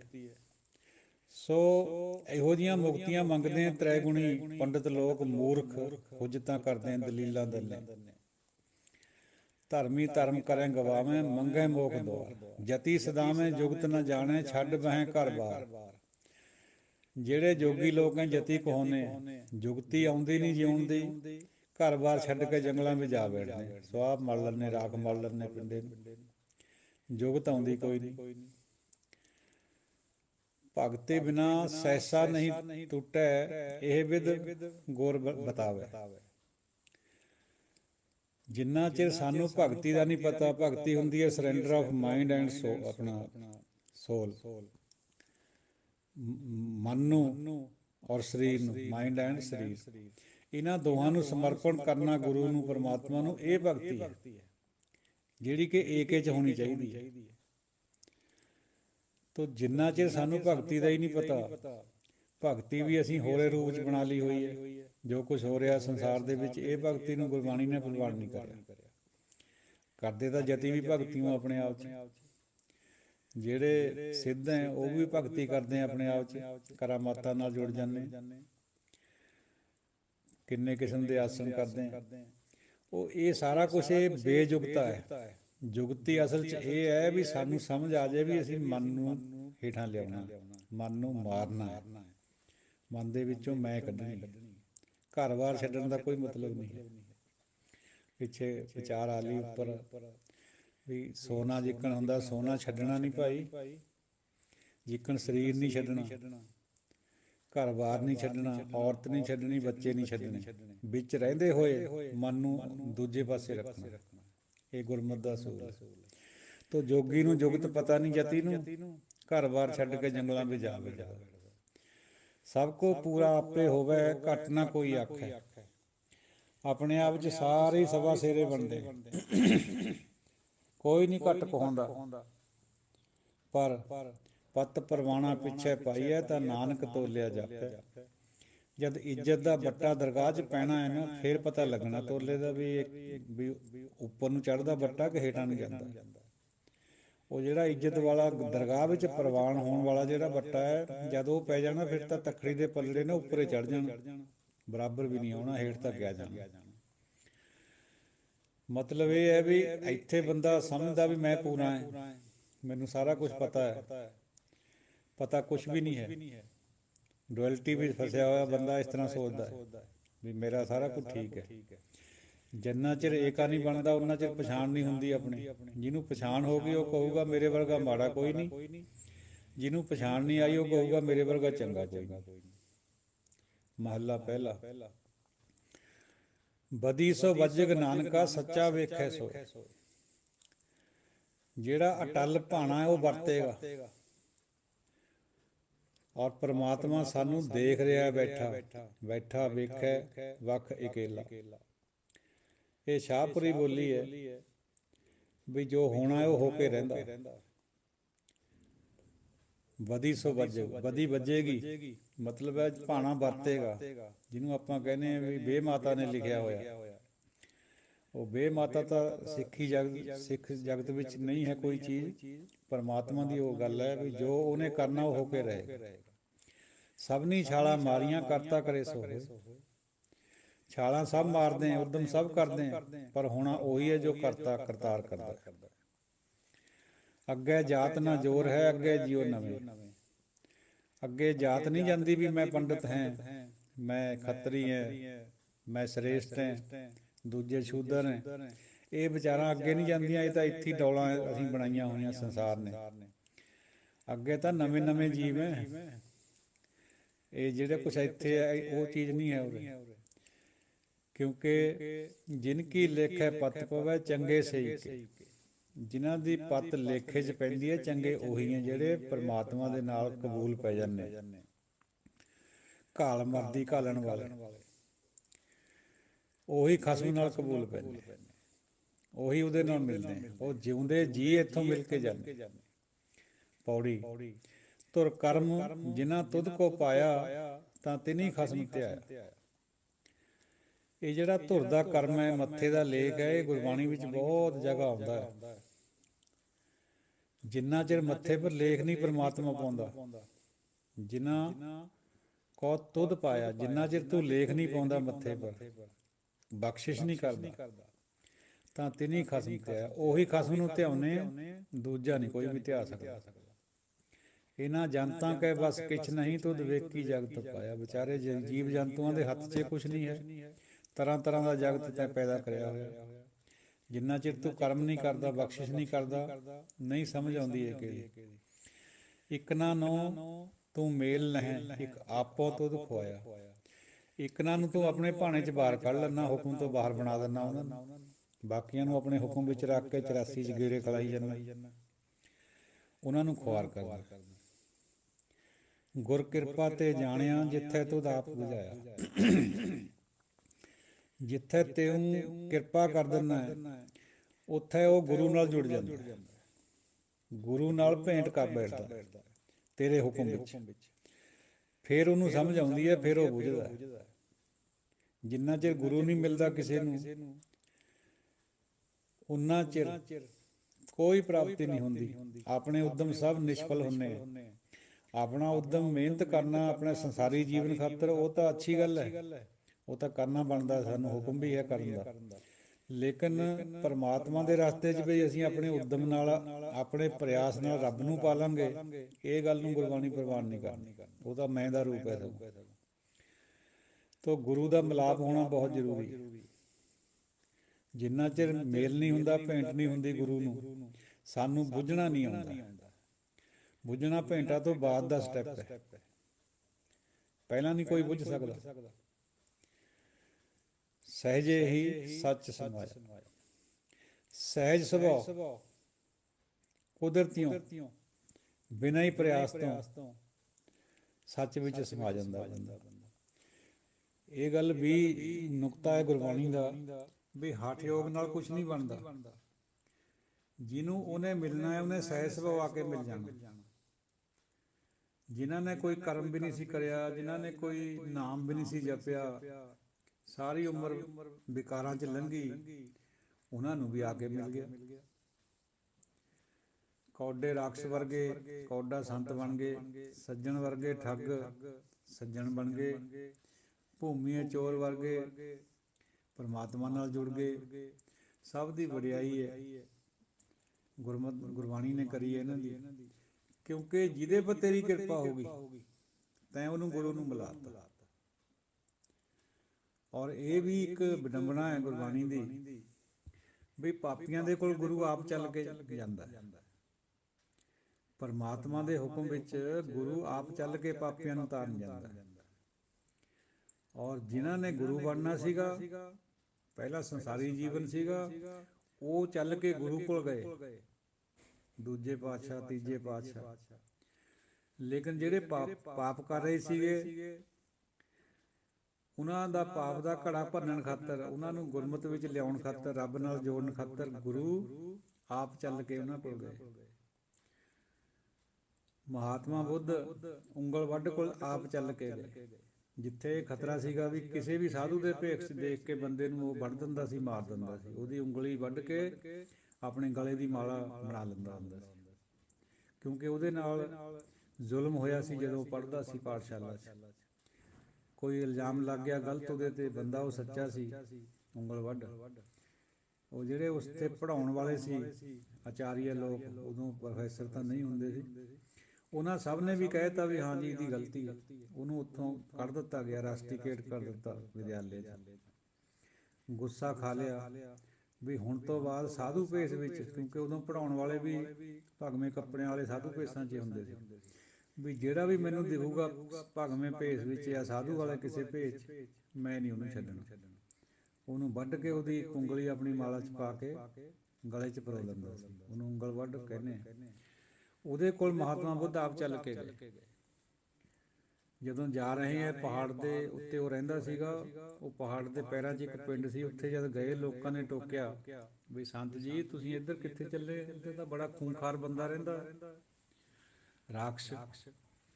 ਉਹ ਕਹਿੰਦੇ ਇਸੀ ਕਰਕੇ ਚੱਲੇ, ਕਹਿੰਦੇ ਮਾਰ ਦਿੰਦਾ, ਕਹਿੰਦੇ ਫਿਰ ਤਾਂ ਹੀ ਤਾਂ ਚੱਲੇ। ਚਲੇ ਗਏ, ਦੂਰੋਂ ਦੇਖ ਕੇ ਆਵਾਜ਼ ਮਾਰੀ ਉਹਨੇ ਗੁੱਸੇ ਦੇ ਵਿੱਚ ਵੀ ਕੌਣ ਹੈ ਤੂੰ, ਇੱਧਰ ਨੂੰ ਚੱਲਿਆ ਆਉਂਦਾ। ਮਹਾਤਮਾ ਬੁੱਧ ਜੀ ਕਹਿੰਦੇ ਵੀ ਤੈਨੂੰ ਮਿਲਣ ਖਾਤਰ ਆ ਨੇ, ਰੁਕ ਜਾ। ਰੁਕ ਗਏ, ਆਇਆ ਆਪਣਾ ਬਰਛਾ ਚੱਕ ਕੇ ਲੱਗਿਆ ਮਾਰਨ ਮਹਾਤਮਾ ਬੁੱਧ ਕਹਿੰਦੇ ਮਾਰ ਨਹੀਂ, ਮੈਂ ਆਇਆ ਹੀ ਤਾਂ ਹੀ ਹੈ, ਪਰ ਮੈਨੂੰ ਪਹਿਲਾਂ ਇੱਕ ਸਵਾਲ ਮੇਰਾ ਜਵਾਬ ਦੇ। ਕਹਿੰਦਾ ਬੋਲ, ਗੁੱਸੇ 'ਚ।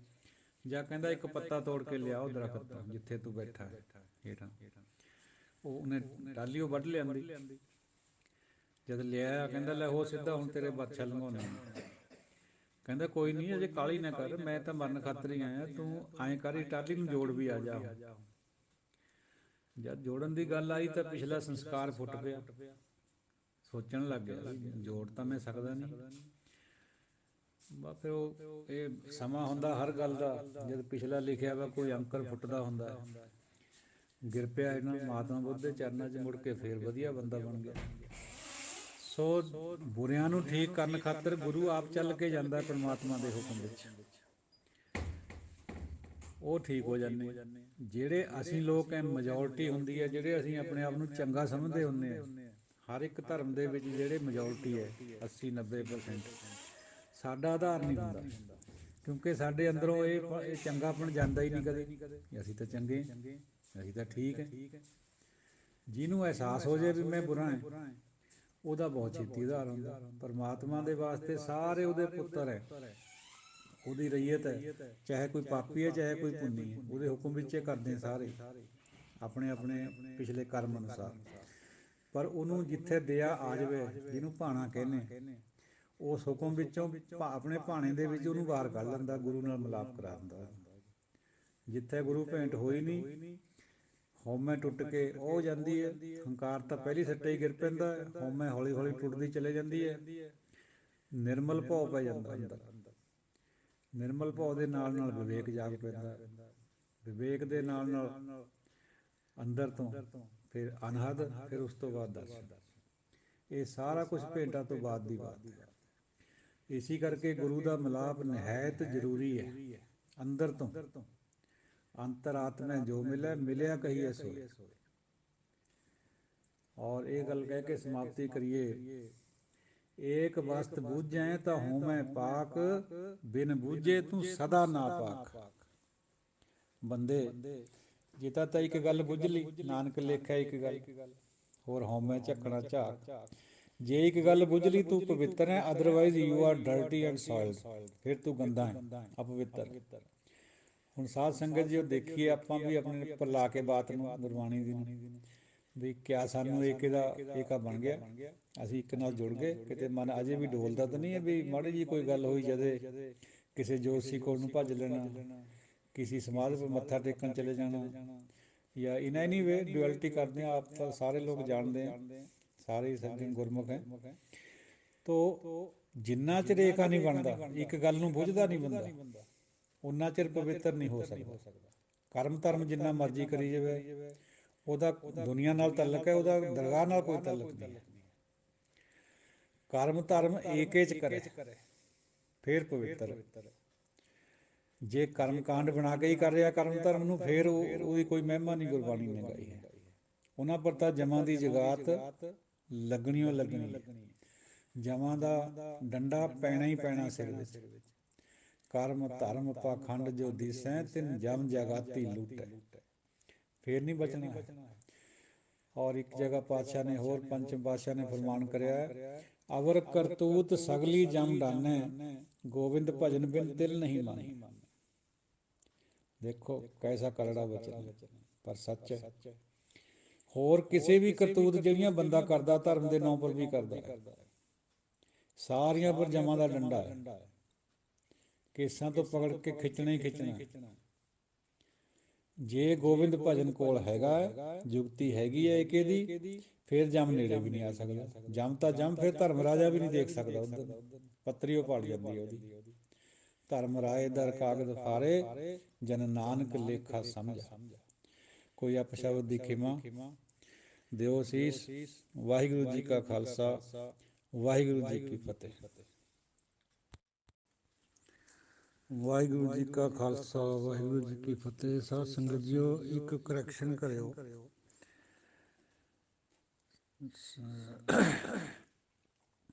ਭਗਤ ਬਿਨਾ ਸੈਸਾ ਨ ਚੁੱਕੈ, ਗੁਰ ਇਹ ਭੇਦ ਬਤਾਵੈ। ਇਹ ਤੁਕ ਨੂੰ ਸਹੀ ਕਰ ਲਿਓ, ਸਹੀ ਤਰ੍ਹਾਂ ਪੜ੍ਹ ਲਿਓ।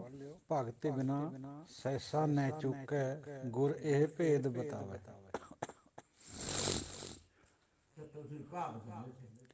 ਗੁਰੂ ਤੋਂ ਬਿਨਾ ਇਸ ਗੱਲ ਦਾ ਇਲਮ ਨਹੀਂ ਆਉਂਦਾ, ਇਸ ਗੱਲ ਦੀ ਜੁਗਤੀ ਨਹੀਂ ਪਤਾ ਚੱਲਦੀ ਬਈ ਭਗਤੀ ਕਿਆ ਚੀਜ਼ ਹੈ।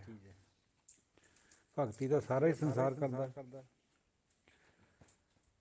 ਇਹ ਜਿਹੜਾ ਸੈਸਾ ਅੰਦਰ ਬਣਿਆ ਹੋਇਆ, ਸੈਸੇ ਜਿਉ ਮਲੀਨ ਹੈ ਕਿਤ ਸੰਜਮ ਧੋਤਾ ਜਾਏ, ਇਹ ਸੈਸਾ ਬਿਨਾਂ ਭਗਤੀ ਤੋਂ ਨਹੀਂ ਜਾਂਦਾ, ਇਹ ਗਿਆਨ ਨਾਲ ਨਹੀਂ ਜਾਂਦਾ ਕਦੇ ਵੀ। ਗਿਆਨ ਜਿੰਨਾ ਮਰਜ਼ੀ ਇਕੱਠਾ ਹੋ ਜਾਏ, ਪਰ ਭਗਤੀ ਜ਼ਰੂਰੀ ਹੈ। ਭਗਤੀ ਵੀ ਉਹ ਜਿਹੜੀ ਸਰੈਂਡਰ ਆਫ ਮਾਈਂਡ ਐਂਡ ਬੁੱਧੀ ਦੀ ਹੈ, ਸਰੀਰ ਦੀ ਹੈ। ਜਿੰਨਾ ਚਿਰ ਇਹ ਨਹੀਂ ਕਰਾਂਗੇ, ਭਗਤੀ ਨਹੀਂ ਕਰਾਂਗੇ, ਗੁਰੂ ਨੇ ਇਹ ਭੇਦ ਦੱਸਣਾ ਆਪਾਂ ਨੂੰ। ਭਗਤੀਆਂ ਤਾਂ ਬਹੁਤ ਕਿਸਮ ਦੀਆਂ ਕਰਦੇ ਨੇ ਲੋਕ, ਕੋਈ 9 ਪ੍ਰਕਾਰ ਦੀਆਂ ਭਗਤੀਆਂ ਗਿਣਦੇ ਆ। ਸਾਡੇ ਵਾਸਤੇ ਤਾਂ ਇੱਕੋ ਹੀ ਭਗਤੀ ਹੈ ਬਸ, ਪਰਮਾਤਮਾ ਦੇ ਚਰਨਾਂ ਦੀ ਪ੍ਰੀਤ, ਇੱਕ ਭਾਵ ਦੀ ਭਗਤੀ, ਅਨੰਨ ਭਗਤੀ ਕਹਿੰਦੇ ਜਿਹਨੂੰ। ਸੋ ਭੇਤ ਗੁਰੂ ਨੇ ਦੱਸਣਾ ਭਾਈ ਆਪਾਂ ਨੂੰ ਇਹ ਗੱਲ ਦਾ। ਅਗਲੀ ਗੱਲ ਹੋਰ ਕਈ ਵਿਚਾਰਾਂ ਵਿੱਚ ਸਾਂਝੀਆਂ, ਉਹ ਡਿਟੇਲ ਕਰਨ ਵਾਲੀਆਂ ਹੈ। ਦਿਨ ਵਿੱਚ ਜਿਉਂ ਦੁਬਾਰਾ ਸੁਣ ਕੇ ਫਿਰ ਵਿਚਾਰ ਕਰਾਂਗੇ ਇਹਨਾਂ ਚੀਜ਼ਾਂ ਦੀ। ਫਿਲਹਾਲ ਇੰਨਾ ਹੀ ਕਾਫੀ ਹੈ। ਵਾਹਿਗੁਰੂ ਜੀ ਕਾ ਖਾਲਸਾ, ਵਾਹਿਗੁਰੂ ਜੀ ਕੀ ਫਤਿਹ। ਸਾਧ ਸੰਗਤ ਜੀਓ, ਦਇਆ ਜਾਣੇ ਜੀ ਕੀ ਕਿਛ ਪੁੰਨ ਦਾਨ ਕਰੇ, ਕੱਲ ਪੜ੍ਹਿਆ ਸੀ ਆਪਾਂ ਨੇ। ਇਹ ਜਿਹੜੀ ਦਇਆ ਹੈ, ਇਹਨੂੰ ਵੀ ਸਮਝਣ ਵਾਲੀ ਬਾਤ ਹੈ। ਆਪਾਂ ਸਭ ਲੋਕ ਆਮ ਜੀਵ ਪਰ ਦਇਆ ਕਰਦੇ ਹਾਂ, ਖਾਸ ਕਰਕੇ ਆਪ ਤੋਂ ਛੋਟਿਆਂ ਪਰ ਜਿਹੜਾ ਖੂੰਖਾਰ ਬੰਦਾ ਹੋਵੇ, ਮਤਲਬ ਬਦਮਾਸ਼ ਟਾਈਪ ਹੋਵੇ, ਜਿਹਨੂੰ ਆਪਾਂ ਕਹਿ ਦਿੰਦੇ ਦਬੰਗ ਹੋਵੇ, ਜਿਹ ਤੋਂ ਦੁਨੀਆ ਡਰਦੀ ਹੋਵੇ, ਉਹਦੇ ਪਰ ਦਇਆ ਤਾਂ ਕੋਈ ਬਹੁਤ ਬਿਰਲਾ ਬੰਦਾ ਹੀ ਕਰ ਸਕਦਾ, ਜਿਹਦੇ ਅੰਦਰ ਨਾਮ ਚੱਲਦਾ ਹੋਵੇ ਜਾਂ ਬਹੁਤ ਉੱਚੀ ਅਵਸਥਾ ਹੋਵੇ, ਕਮ ਸੇ ਕਮ ਸਤੋਗੁਣੀ ਜ਼ਰੂਰ ਹੋਵੇ ਮਹਾਤਮਾ ਬੁੱਧ ਦੀ ਤਰ੍ਹਾਂ। ਉਹ ਜਿਹੜੀ ਦਇਆ ਹੈ, ਉਹ ਬਹੁਤ ਉੱਚਾ ਰੂਪ ਹੈ ਦਇਆ ਦਾ। ਕਿਸੇ ਵੀ ਕ੍ਰਿਮੀਨਲ ਪਰ ਜਾਂ ਕਿਸੇ ਵੀ ਬਦਮਾਸ਼ ਸਮਝ ਲਓ, ਕੁਛ ਇਹੋ ਜਿਹਾ ਸ਼ਬਦ ਕਹੋ, ਨੈਗੇਟਿਵ ਕਰੈਕਟਰ ਵਾਲਾ ਬੰਦਾ ਜਿਹੜਾ ਕਤਲੋ ਗਾਰਤ 'ਚ ਪਿਆ ਵਾ ਹੋਵੇ, ਉਹਦੇ ਉੱਤੇ ਦਇਆ ਕਰਨੀ ਇਹ ਕੋਈ ਆਮ ਬੰਦੇ ਦਾ ਕੰਮ ਨਹੀਂ ਹੈ। ਆਮ ਬੰਦਾ ਤਾਂ ਡਰਦਾ ਵੀ ਮੈਨੂੰ ਮਾਰ ਦੂਗਾ, ਲੇਕਿਨ ਉਹ ਪੁਰਸ਼, ਮਹਾਂਪੁਰਸ਼ ਜਿਹਨੇ ਮਰਨਾ ਮੂਹਰੇ ਰੱਖ ਲਿਆ, ਆਪਣੇ ਤੇਲੀ ਪਰ ਰੱਖਿਆ ਵਾ ਹੋਵੇ ਆਪਣੀ ਜਾਨ ਨੂੰ, ਉਹ ਉਹਨਾਂ ਦਾ ਆਧਾਰ ਕਰਨ ਖਾਤਰ ਉਹਨਾਂ ਪਰ ਦਇਆ ਕਰਦੇ। ਸੋ ਦਇਆ ਇਹ ਕਰਨੀ ਵੀ ਜੂਆਂ ਸਿਰ ਵਿੱਚ ਨਹਾਉਣਾ, ਸਿਰ ਨਹਾਉਣਾ ਨਹੀਂ ਵੀ ਜੂਆਂ ਮਰ ਜੂਗੀਆਂ, ਜਾਂ ਫਸਲਾਂ ਪਰ ਦਵਾਈ ਨਹੀਂ ਛਿੜਕਣੀ, ਜਰਾਸੀਮ ਨਾ ਮਰ ਜਾਏ, ਕੀੜੇ ਮਕੌੜੇ ਨਾ ਮਰ ਜਾਏ। ਇਹ ਵਹਿਮ ਭਰੀਆਂ ਜਿਹੜੀਆਂ ਦਇਆ ਹੈ, ਇਹਨੂੰ ਗੁਰਮਤ ਨਹੀਂ ਪ੍ਰਵਾਨ ਕਰਦੀ ਹੈ। ਇੰਨਾ ਜ਼ਰੂਰ ਹੈ ਵੀ ਜਿਹੜੀ ਚੀਜ਼ ਜਿਵੇਂ ਆਪਾਂ ਜਿਉਣਾ ਚਾਹੁੰਦੇ ਹਾਂ, ਲਿਵ ਐਂਡ ਲੈਟ ਲਿਵ, ਉਹ ਵੀ ਜਿਉਣਾ ਚਾਹੁੰਦੇ ਹਾਂ, ਪਰ ਵੀ ਨਹਾਉਣਾ ਨਹੀਂ, ਨਹਾਉਣ ਦੇ ਨਾਲ ਜਰਾਸੀਮ ਮਰ ਜਾਣਗੇ, ਜਿਹੜੇ ਬੈਕਟੀਰੀਆ ਹੁੰਦੇ ਆ, ਉਹ ਗੱਲ ਗੁਰਮਤ 'ਚ ਪ੍ਰਵਾਨ ਨਹੀਂ ਹੈ। ਜਾਂ ਦਵਾਈ ਲੈਂਦੇ ਹਾਂ, ਦਵਾਈ ਵੀ ਤਾਂ ਜਰਾਸੀਮਾਂ ਨੂੰ ਮਾਰਦੀ ਉਹ ਹੈ, ਉਹ ਵੀ ਗੁਰਮਤ 'ਚ ਪ੍ਰਵਾਨ ਹੈ। ਸੋ ਕੁਛ ਵਹਿਮ ਭਰੀਆਂ ਦਇਆਵਾਂ ਹੁੰਦੀਆਂ, ਉਹ ਨਹੀਂ ਪ੍ਰਵਾਨ ਹੈ। ਦਇਆ ਤਾਂ ਅੱਛੀ ਗੱਲ ਹੈ, ਧਰਮ ਦੀ ਬੁਨਿਆਦ ਹੈ, ਮਾਂ ਹੈ ਧਰਮ ਦੀ ਦਇਆ, ਪਰ ਦਇਆ ਦੇ ਅਲੱਗ ਅਲੱਗ ਰੂਪ ਹੈ। ਆਪ ਤੇ ਛੋਟੇ ਪਰ ਸਾਨੂੰ ਦਇਆ ਆ ਜਾਂਦੀ ਹੈ, ਜਿਹੜਾ ਆਪ ਤੇ ਉੱਚਾ ਹੋਵੇ, ਕਤਲੋ ਗਾਰਤ 'ਚ ਪਿਆ ਵਾ ਹੋਵੇ, ਉਹਦੇ ਉੱਪਰ ਦਇਆ ਨਹੀਂ ਆਉਂਦੀ ਸਾਨੂੰ, ਸਗੋਂ ਅਸੀਂ ਉਹਨੂੰ ਮਾਰਨਾ ਚਾਹੁੰਦੇ ਹਾਂ। ਉੱਥੇ ਕੋਈ ਮਹਾਂਪੁਰਸ਼ ਦਇਆ ਕਰ ਸਕਦਾ, ਜਿਵੇਂ ਗੁਰੂ ਨਾਨਕ ਪਾਤਸ਼ਾਹ ਗਏ ਕੌਡੇ ਕੋਲ, ਸੱਜਣ ਕੋਲ, ਹੋਰ ਕੋਈ ਜਾਂਦਾ ਸੀ ਉੱਥੇ? ਤੋ ਸਾਧ ਸੰਗਤ ਜੀ, ਇਹ ਕਨਸੈਪਟ ਹੈ ਗੁਰਬਾਣੀ ਦੇ, ਸਮਝਣ ਜੈਸੇ। ਇਹਨਾਂ ਦੇ ਪਿੱਛੇ ਬੜਾ ਕੁਝ ਲੁਕਿਆ ਵਾ ਹੁੰਦਾ। ਇੱਕ ਇੱਕ ਵਰਡ, ਜੇ ਸਾਰੇ ਗੁਰਮੁਖ ਵਿਚਾਰ ਕਰਨ ਨਾ ਇੱਕੋ ਹੀ ਵਰਡ ਦੇ ਉੱਤੇ, ਤਾਂ ਬਹੁਤ ਬੜੀ ਵਿਚਾਰ ਹੋ ਜਾਂਦੀ ਹੈ। ਦੇਖੋ, ਆਪਾਂ ਸਾਧ ਸੰਗਤ ਦਾ ਮਿਨੀ ਰੂਪ ਹੈ, ਗਰੁੱਪ ਹੈ ਜਿਹੜਾ ਆਪਣਾ, ਥੋੜ੍ਹੇ ਜਿਹੇ ਵਕਤ ਹੈ। ਤੋ ਜਿਹੜੀ ਟੋਟਲ ਸਾਧ ਸੰਗਤ ਹੈ ਸਿੱਖ ਜਗਤ ਦੀ, ਜੇ ਉਹ ਵਿਚਾਰ ਕਰੇ ਤਾਂ ਕਮ ਸੇ ਕਮ ਵੀ 200-400 ਵਿਚਾਰ ਆ ਜਾਣਗੇ। ਕਿਉਂਕਿ ਹਰ ਬੰਦੇ ਦੇ ਸੰਸਕਾਰ ਅਲੱਗ ਹੁੰਦੇ, ਉਹ ਜੰਮਿਆ ਪਲਿਆ ਅਲੱਗ ਸੰਸਕਾਰਾਂ 'ਚ ਹੁੰਦਾ, ਉਹਨੂੰ ਸਿੱਖਿਆ ਵੀ ਅਲੱਗ ਅਲੱਗ ਤਰ੍ਹਾਂ ਮਿਲੀ ਹੁੰਦੀ ਹੈ। ਕੋਈ ਟਕਸਾਲਾਂ ਨਾਲ ਜੁੜਿਆ ਵਾ ਹੁੰਦਾ, ਕੋਈ ਮਿਸ਼ਨਰੀਆਂ ਨਾਲ ਜੁੜਿਆ ਵਾ ਹੁੰਦਾ, ਕੋਈ ਬਾਬਿਆਂ ਨਾਲ ਜੁੜਿਆ ਵਾ ਹੁੰਦਾ, ਕੋਈ ਦੂਜੇ ਧਰਮਾਂ ਨਾਲ ਵੀ ਜ਼ਿਆਦਾ ਹੁੰਦਾ। ਇਹ ਸਾਰਾ ਕੁਛ ਅਗਰ ਸਾਰੇ ਵਿਚਾਰ ਕरें ਤਾਂ ਇੱਕੋ ਹੀ ਸ਼ਬਦ ਦੀ ਵਿਆਖਿਆ ਵਾਸਤੇ ਬਹੁਤ ਬੜਾ ਵਿਸ਼ਾਲ ਭੰਡਾਰਾ ਇਕੱਠਾ ਹੋ ਸਕਦਾ। ਜਿਵੇਂ ਭਾਈ ਗੁਰਵਿੰਦਰ ਸਿੰਘ ਜੀ ਨੇ ਇੱਕ ਬਾਤ ਕਹੀ ਸੋਇਨੇ ਪਰ, ਦੇਖ ਲਓ ਕਿੰਨਾ 4-5 ਜਗ੍ਹਾ ਤੋਂ ਵਿਚਾਰ ਆ ਗਏ, ਸਾਰੀ ਮੁਬਾਰਕ ਹੈ। ਕਿਉਂਕਿ ਹਰ ਇੱਕ ਦੇ ਅੰਦਰ ਕੁਛ ਨਾ ਕੁਛ ਹੁੰਦਾ ਹੈ। ਉਹ ਜਿਹੜਾ ਉਹਦਾ ਫਿਰ ਟੋਟਲ ਸਮ ਅਪ ਹੈ, ਉਹ ਬੰਦਾ ਸਾਰਿਆਂ ਨੂੰ ਸੁਣ ਕੇ ਆਪੇ ਸਮਝ ਲੈਂਦਾ, ਵਿਚਾਰ ਆਪਣੇ ਮਨ 'ਚ ਕਰ ਲੈਂਦਾ ਵੀ ਗੱਲ ਕੀ ਆ, ਸਮਝ ਆ ਜਾਂਦੀ ਉਸ ਗੱਲ ਦੀ।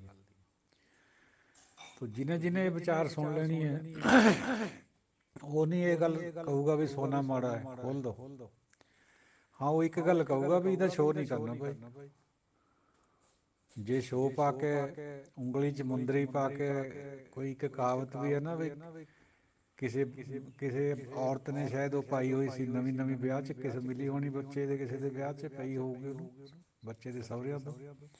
ਉਹ ਨਾ ਫਿਰ ਬੈਠਦੀ ਕਹਿੰਦੀ ਸੀ, ਕਤੀਰੋ ਕਤੀਰ ਬੈਠ ਜਾਓ, ਕਤੀਰੋ ਕਤੀਰ, ਨਾਲੇ ਉਂਗਲੀਆਂ ਐਂ ਸਾਹਮਣੇ ਕਰੀ ਹੋਈ ਸੀ ਵੀ ਮੇਰੀ ਮੁੰਦਰੀ ਦੇਖ ਲਈ। ਇਹ ਸ਼ੋਅ ਹੈ, ਸ਼ੋਅ ਹੈ ਜਿਹੜਾ, ਇਹ ਨਹੀਂ ਠੀਕ ਹੈ ਗੁਰਮਤਿ ਦੇ ਨੁਕਤਾ ਨਿਗਾਹ ਤੋਂ। ਉਹ ਤਾਂ ਹਉਮੈ ਦਾ ਰੂਪ ਹੈ, ਸੋਨਾ ਮਾੜਾ ਨਹੀਂ ਹੈ। ਪਹਿਨ ਲਿਆ ਤਾਂ ਵੀ ਕੁਛ ਨਹੀਂ ਹੈ, ਨਹੀਂ ਪਹਿਨਿਆ ਤਾਂ ਹੋਰ ਵੀ ਚੰਗੀ ਗੱਲ ਹੈ। ਜੇ ਮਨ ਵਿੱਚ ਆਵੇ ਹੀ ਨਾ ਉਚਾਈ, ਫਿਰ ਸੋਨਾ ਪਾਉਂਦਾ ਹੀ ਨਹੀਂ ਬੰਦਾ। ਜੇ ਪਾਉਣਾ ਹੈ ਤਾਂ ਉਹਦਾ ਫਿਰ ਮਕਸਦ ਹੋਰ ਹੈ। ਜੇ ਗੁਰੂ ਸਾਹਿਬ ਨੇ ਮਹਿਲ ਬਣਾਏ ਹੈ, ਕਲਗੀਆਂ ਲਗਾਈਆਂ ਹੈ, ਘੋੜੇ ਤੇ ਚੜ੍ਹੇ ਹੈ, ਨਗਾਰੇ ਵਜਾਏ ਹੈ, ਇਹ ਸਭ ਚੜ੍ਹਦੀ ਕਲਾ ਦੇ ਪ੍ਰਤੀਕ ਹੈ, ਰਾਜਿਆਂ ਵਾਲੇ ਕਰਮ ਹੈ, ਤਾਂ ਫਿਰ ਉਹੋ ਜਿਹਾ ਕਰਨਾ ਵੀ ਬਣਦਾ ਸਾਨੂੰ। ਸੰਤ ਜਰਨੈਲ ਸਿੰਘ ਭਿੰਡਰਾਂ ਵਾਲੇ, ਉਹਨਾਂ ਨੇ ਜਦੋਂ ਵਿਆਖਿਆਨ ਕਰੇ ਗੁਰਮਤਿ ਦੇ ਵੀਰ ਰਸ ਵਿੱਚ, ਉਹਨਾਂ ਨੇ ਉਸ ਤਰ੍ਹਾਂ ਫਿਰ ਕਰਕੇ ਵੀ ਦਿਖਾਇਆ। ਉਹ ਭੋਰਾ ਨਹੀਂ ਡਰੇ, ਐਡੀ ਬੜੀ ਸਲਤਨਤ ਹਿੰਦੁਸਤਾਨ ਦੀ, 5-7-10 ਲੱਖ ਫੌਜ ਵੀ ਲੱਗੀ ਵੀ ਸੀ ਸਾਰੇ ਪੰਜਾਬ 'ਚ। ਅੰਮ੍ਰਿਤਸਰ ਦੇ ਆਲੇ ਦੁਆਲੇ 3-4 ਘੇਰੇ ਸੀਗੇ, ਇੱਕ ਭੋਰਾ ਭੈ ਨਹੀਂ ਮੰਨਿਆ ਉਹਨਾਂ ਨੇ। ਤੋ ਇਸੇ ਤਰ੍ਹਾਂ ਦਸ਼ਮੇਸ਼ ਜੀ ਨੇ ਸਿੱਧਾ ਚੈਲੰਜ ਕਰਿਆ ਔਰੰਗਜ਼ੇਬ ਨੂੰ, ਵੀ ਤੂੰ ਕਹਿੰਦਾ ਵੀ ਦਾੜੀ ਨਹੀਂ ਰੱਖਣੀ ਹੈ, ਬਾਦਸ਼ਾਹ ਦੇ ਬਿਨਾਂ ਕੋਈ ਦਾੜੀ ਨਹੀਂ ਰੱਖ ਸਕਦਾ। ਇਹ ਔਰੰਗਜ਼ੇਬ ਦਾ ਫਰਮਾਨ ਸੀਗਾ। ਦਿੱਲੀ ਦੀਆਂ ਗਲੀਆਂ ਵਿੱਚ 4 ਹਜਾਮ, ਯਾਨੀ ਹਜਾਮਤ ਕਰਨ ਵਾਲੇ, ਹਰ ਵਕਤ ਨਾਈ ਘੁੰਮਦੇ ਰਹਿੰਦੇ ਸੀਗੇ। ਜਿਸ ਬੰਦੇ ਦੀ ਦਾੜੀ 4 ਉਂਗਲ ਤੋਂ ਵੱਧ ਹੁੰਦੀ ਸੀ, ਜਦੇ ਕੱਟ ਦਿੰਦੇ ਸੀ ਉਹਨੂੰ ਕੈਂਚੀ ਨਾਲ। ਇਹ ਉਹਦਾ ਹੁਕਮ ਸੀਗਾ, ਸਭ ਨੂੰ ਮੰਨਣਾ ਪੈਂਦਾ ਸੀ। ਇਹ ਇਟਲੀ ਤੋਂ ਇੱਕ ਮਨੁੱਕੀ ਨਾਂ ਦਾ ਇਤਿਹਾਸਕਾਰ ਆਇਆ, ਉਹਨੇ ਲਿਖੀ ਹੈ ਇਹ ਗੱਲ। ਉਹ ਉਸ ਟਾਈਮ ਆਇਆ ਸੀਗਾ। ਤੋ ਔਰੰਗਜ਼ੇਬ ਨੇ ਕਿਹਾ ਵੀ ਘੋੜੇ ਪਰ ਨਹੀਂ ਚੜ੍ਹ ਸਕਦੇ। ਘੋੜੇ ਰੱਖੇ ਆਪਣੇ ਸਿੰਘਾਂ ਨੂੰ, ਸ਼ਸਤਰ ਵਿਦਿਆ ਸਿਖਾਈ। ਨਗਾਰਾ ਕੇਵਲ ਰਾਜਾ ਵਜਾ ਸਕਦਾ ਸੀ, ਢੋਲ ਆਮ ਲੋਕ ਵਜਾ ਸਕਦੇ ਸੀ। ਤਾਂ ਨਗਾਰਾ ਚਾਲੂ ਕਰਿਆ। ਜਦ ਨਗਾਰੇ ਪਰ ਚੋਟ ਪੈਂਦੀ ਸੀ, 22 ਧਾਰ ਦੇ ਰਾਜੇ ਸੁਣ ਕੇ ਕੰਬਦੇ ਸੀ, ਦੂਰ ਦੂਰ ਤੱਕ ਆਵਾਜ਼ ਜਾਂਦੀ ਸੀ। ਇਸੇ ਤਰ੍ਹਾਂ ਕਲਗੀ ਲਾਉਣ ਦੀ ਬਾਤ ਹੈ। ਕਲਗੀ ਲਾਉਣੀ ਜੇ ਅਸੀਂ ਲਾਈਏ ਤਾਂ ਸਾਡੇ ਵਾਸਤੇ ਤਾਂ ਹਉਮੈ ਦੇ ਦਾ ਪ੍ਰਗਟਾਵਾ ਫਿਰ। ਲੇਕਿਨ ਜਿਹੜਾ ਲਾਉਂਦਾ ਹੈ ਉਹਨੂੰ ਉਹਦਾ ਪਤਾ ਹੋਣਾ ਚਾਹੀਦਾ ਵੀ ਇਹਦਾ ਕਲਗੀ ਦਾ ਮਤਲਬ ਕਿਆ। ਉਹਨੂੰ ਫਿਰ ਜੰਗ ਕਰਨਾ ਪੈਂਦਾ ਹੈ ਬਾਦਸ਼ਾਹ ਦੂਜਿਆਂ ਨਾਲ ਧਰਮ ਦੇ ਖਾਤਰ। ਔਰ ਦਿਖਾਇਆ ਔਰੰਗਜ਼ੇਬ ਨੂੰ ਵੀ ਤੇਰੀ ਕਲਗੀ ਝੂਠੀ ਹੈ, ਸਾਡੀ ਕਲਗੀ ਧਰਮੀ ਹੈ। ਉਹ ਹਰ ਗੱਲ ਦੇ ਪਿੱਛੇ ਭਾਵਨਾ ਹੁੰਦੀ ਹੈ। ਕਈ ਸਾਧ ਮਤ ਇਸ ਤਰ੍ਹਾਂ ਵੀ ਸੁਣਿਆ ਦੱਸ ਰਹੇ ਨੇ ਤੁਰਦਿਆਂ ਫਿਰਦਿਆਂ ਵੀ ਉਹ ਕਹਿੰਦੇ ਜੀ ਨਹੀਂ ਨਹੀਂ ਗਲਤ ਗੱਲ ਹੈ ਵੀ ਸ਼ਿਕਾਰ ਕਰਿਆ, ਗੁਰੂ ਸਾਹਿਬ ਨੇ ਸ਼ਿਕਾਰ ਕਰਿਆ ਹੀ ਨਹੀਂ ਹੈ, ਐਂ ਵੀ ਕਹਿੰਦੇ ਸੁਣਿਆ। ਇਹ ਗਲਤ ਇੰਟਰਪ੍ਰੀਟੇਸ਼ਨ ਹੈ ਸਿੱਖ ਹਿਸਟਰੀ ਦੀ, ਸਿੱਖ ਮਤ ਦੀ। ਗੁਰੂ ਸਾਹਿਬ 6ਵੇਂ ਨੇ ਤਾਂ ਨਿਤ ਦਾ ਕਰਮ ਬਣਾਤਾ ਸੀਗਾ ਸਿੱਖਾਂ ਦਾ, ਸ਼ਿਕਾਰ ਖੇਡਣ ਦਾ। ਦਸਮੇਸ਼ ਜੀ ਨੇ ਵੀ ਇਸ ਤਰ੍ਹਾਂ ਹੀ ਕਰਿਆ ਸੀ। ਉਹਨਾਂ ਦਾ ਮਕਸਦ ਹੋਰ ਸੀਗਾ, ਮੀਟ ਖਾਣਾ ਨਾ ਖਾਣਾ ਵਾਲੀ ਗੱਲ ਨਹੀਂ ਸੀ ਉੱਥੇ। ਸਿਰਫ ਗਿਰੀ ਹੋਈ ਨਿੱਘਰ ਚੁੱਕੀ ਆਤਮਾ ਨੂੰ ਉੱਪਰ ਚੱਕਣ ਖਾਤਰ। ਜਿਹੜਾ ਬੰਦਾ ਇੱਕ ਜਾਨਵਰ ਨੂੰ ਨਹੀਂ ਮਾਰ ਸਕਦਾ, ਉਹ ਸਾਹਮਣੇ ਖੜੇ ਇੱਕ ਜਰਵਾਣੇ ਨੂੰ ਜਿਹਦੇ ਕੋਲ ਸ਼ਸਤਰ ਹੈ ਉਹਦੇ ਨਾਲ ਕਿਵੇਂ ਮੁਕਾਬਲਾ ਕਰੂਗਾ? ਡਰ ਕੇ ਹੀ ਹੇਠਾਂ ਲੰਬਾ ਪੈ ਜਾਊਗਾ। ਉਹ ਆਤਮਾ ਨੂੰ ਬਲਵਾਨ ਕਰਨ ਖਾਤਰ, ਆਤਮ ਬਲ ਵਧਾਉਣ ਖਾਤਰ ਜੰਗਲਾਂ ਦੇ ਵਿੱਚ ਸ਼ਿਕਾਰ ਕਰਾਇਆ। ਭਾਵਨਾ ਇਹ ਸੀ। ਸੋ ਸਿੱਖੀ ਦੀ ਜਿਹੜੀ ਹਰ ਇੱਕ ਨੁਕਤਾ ਨਿਗਾਹ ਹੈ ਉਹ ਅਲੱਗ ਅਲੱਗ ਹੈ। ਉਹਦੇ ਪਿੱਛੇ ਗੱਲ ਹੋਰ ਹੁੰਦੀ ਹੈ, ਅਸੀਂ ਉੱਪਰੋਂ ਉੱਪਰੋਂ ਪਕੜ ਲੈਂਦੇ। ਇਹ ਸੋਨੇ ਵਾਲੀ ਗੱਲ ਕਾਫੀ ਹੈ ਲੋਕਾਂ ਦੇ ਵਿੱਚ ਵੀ ਸੋਨਾ ਤਾਂ ਬੁਰਾ ਹੁੰਦਾ ਜੀ, ਇਹ ਬੁਰੇ ਨੂੰ ਘਰ ਤੋਂ ਕੱਢ ਦਿਓ, ਐਂ ਵੀ ਸੁਣਿਆ ਕਹਿੰਦੇ ਨੂੰ ਦੱਸ ਦੇਣਾ। ਕਈ ਲੋਕ ਕਹਿੰਦੇ ਇਸ ਤਰ੍ਹਾਂ, ਔਰ ਨਾਂ ਵੀ ਜੋੜ ਦਿੰਦੇ ਵੀ ਫਲਾਣੇ ਸੰਤ ਨੇ ਇਸ ਤਰ੍ਹਾਂ ਕਿਹਾ ਜੀ ਵੀ ਇਹ ਮਾੜਾ ਹੈ। ਭਾਈ ਸੰਤਾਂ ਨੇ ਤਾਂ ਕਿਸੇ ਨੇ ਕਿਹਾ ਹੋਊਗਾ, ਪਤਾ ਨਹੀਂ ਉਹਦੀ ਕਿਆ ਬਿਰਤੀ ਹੋਊ, ਕਿਸ ਹਿਸਾਬ ਨਾਲ ਕਿਹਾ ਹੋਊ। ਸ਼ਾਇਦ ਇਸੇ ਕਰਕੇ ਕਿਹਾ ਹੋਊ ਵੀ ਸ਼ੋਅ ਨਾ ਕਰੋ ਇਹਨੂੰ, ਉਂਝ ਆਪਣੇ ਕੰਮ ਨੂੰ ਲਓ। ਇਹ ਤੋਂ ਵਿਆਹ ਸ਼ਾਦੀਆਂ ਦਾ ਬੱਚਿਆਂ ਨੂੰ ਪਾਉਂਦੇ ਆਪਾਂ, ਕਿਤੇ ਕੰਮ ਵੀ ਆ ਜਾਂਦਾ, ਔਖੇ ਵੇਲੇ ਵੇਚ ਕੇ ਕੰਮ ਸਰ ਜਾਂਦਾ। ਜੇ ਕੋਈ ਜ਼ਮੀਨ ਵੇਚਦਾ ਤਾਂ ਉਹਦਾ ਰੌਲਾ ਪੈ ਜਾਂਦਾ ਚਾਰ ਚਫੇਰੇ, ਤੇ ਜੇ ਸੋਨੇ ਨਾਲ ਕੰਮ ਸਾਰ ਲਵੇ ਗਹਿਣੇ ਰੱਖ ਕੇ ਜਾਂ ਵੇਚ ਕੇ, ਉਹਦਾ ਪਤਾ ਨਹੀਂ ਚੱਲਦਾ। ਉਹਦੀ ਇੱਜ਼ਤ ਵੀ ਵੱਧ ਜਾਂਦੀ ਹੈ ਬੰਦੇ ਦੀ ਸਮਾਜ ਦੇ ਵਿੱਚ। ਨਹੀਂ ਤਾਂ ਜਿਹੜਾ ਕੋਈ ਜ਼ਿਮੀਂਦਾਰ ਜ਼ਮੀਨ ਵੇਚਦਾ, ਉਹ ਲੋਕ ਇਹ ਸਮਝਦੇ ਵੀ ਇਹਦੀ ਪੱਗ ਉਤਰ ਗਈ ਹੈ, ਉਹ ਇੱਕਦਮ ਲੋਕਾਂ ਦੀਆਂ ਨਿਗਾਹ 'ਚੋਂ ਗਿਰ ਪੈਂਦਾ। ਚਲੋ ਵਿਚਾਰ ਨੂੰ ਸਮਾਪਤ ਕਰੀਏ। ਇਸੇ ਤਰੀਕੇ ਨਾਲ ਹਰ ਇੱਕ ਵਿਚਾਰ ਦੇ ਪਿੱਛੇ ਭਾਵਨਾ ਹੁੰਦੀ ਹੈ। ਜੇ ਉਹਨੂੰ ਸੰਗਤ ਵਿੱਚ ਰਿੜਕਿਆ ਜਾਵੇ ਤਾਂ ਬਹੁਤ ਕੁਛ ਮਿਲਦਾ ਵਿੱਚੋਂ। ਸਿੱਖਣ ਵਾਲਾ ਚਾਹੀਦਾ ਬੰਦਾ, ਮਿਲਦਾ ਬਹੁਤ ਕੁਛ ਹੈ।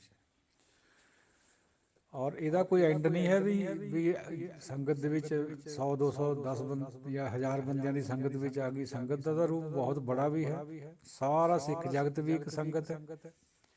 ਕਿਤੇ ਲੱਖ ਬੰਦਾ ਬੈਠਾ ਹੋਵੇ ਉਹ ਸੰਗਤ ਹੈ, ਕਿਤੇ 10,000 ਹੋਵੇ ਉਹ ਵੀ ਸੰਗਤ ਹੈ, ਕਿਤੇ 5 ਬੈਠੇ ਹੋਵੇ ਕਿਸੇ ਗੁਰਦੁਆਰੇ ਸਾਹਿਬ 'ਚ ਉਹ ਵੀ ਸੰਗਤ ਹੈ। ਤੋ ਸੰਗਤ ਦਾ ਜਿਹੜਾ ਕਨਸੈਪਟ ਹੈ ਉਹ ਬਹੁਤ ਵਿਸ਼ਾਲ ਹੈ। ਸੰਗਤ ਵਿੱਚ ਜਦ ਰਿੜਕ ਹੁੰਦੀ ਹੈ ਗੱਲ, ਤਾਂ ਆਪਣੇ ਆਪ ਸਮਝ ਆ ਜਾਂਦੀ ਹੈ ਨੁਕਤਿਆਂ ਦੀ। ਇਸੇ ਕਰਕੇ ਸੰਗਤ ਦੀ ਮਾਨਤਾ ਹੈ। ਕੋਈ ਅਪਸ਼ਬਦ ਦੀ ਖਿਮਾ। ਵਾਹਿਗੁਰੂ ਜੀ ਕਾ ਖਾਲਸਾ, ਵਾਹਿਗੁਰੂ ਜੀ ਕੀ ਫਤਿਹ।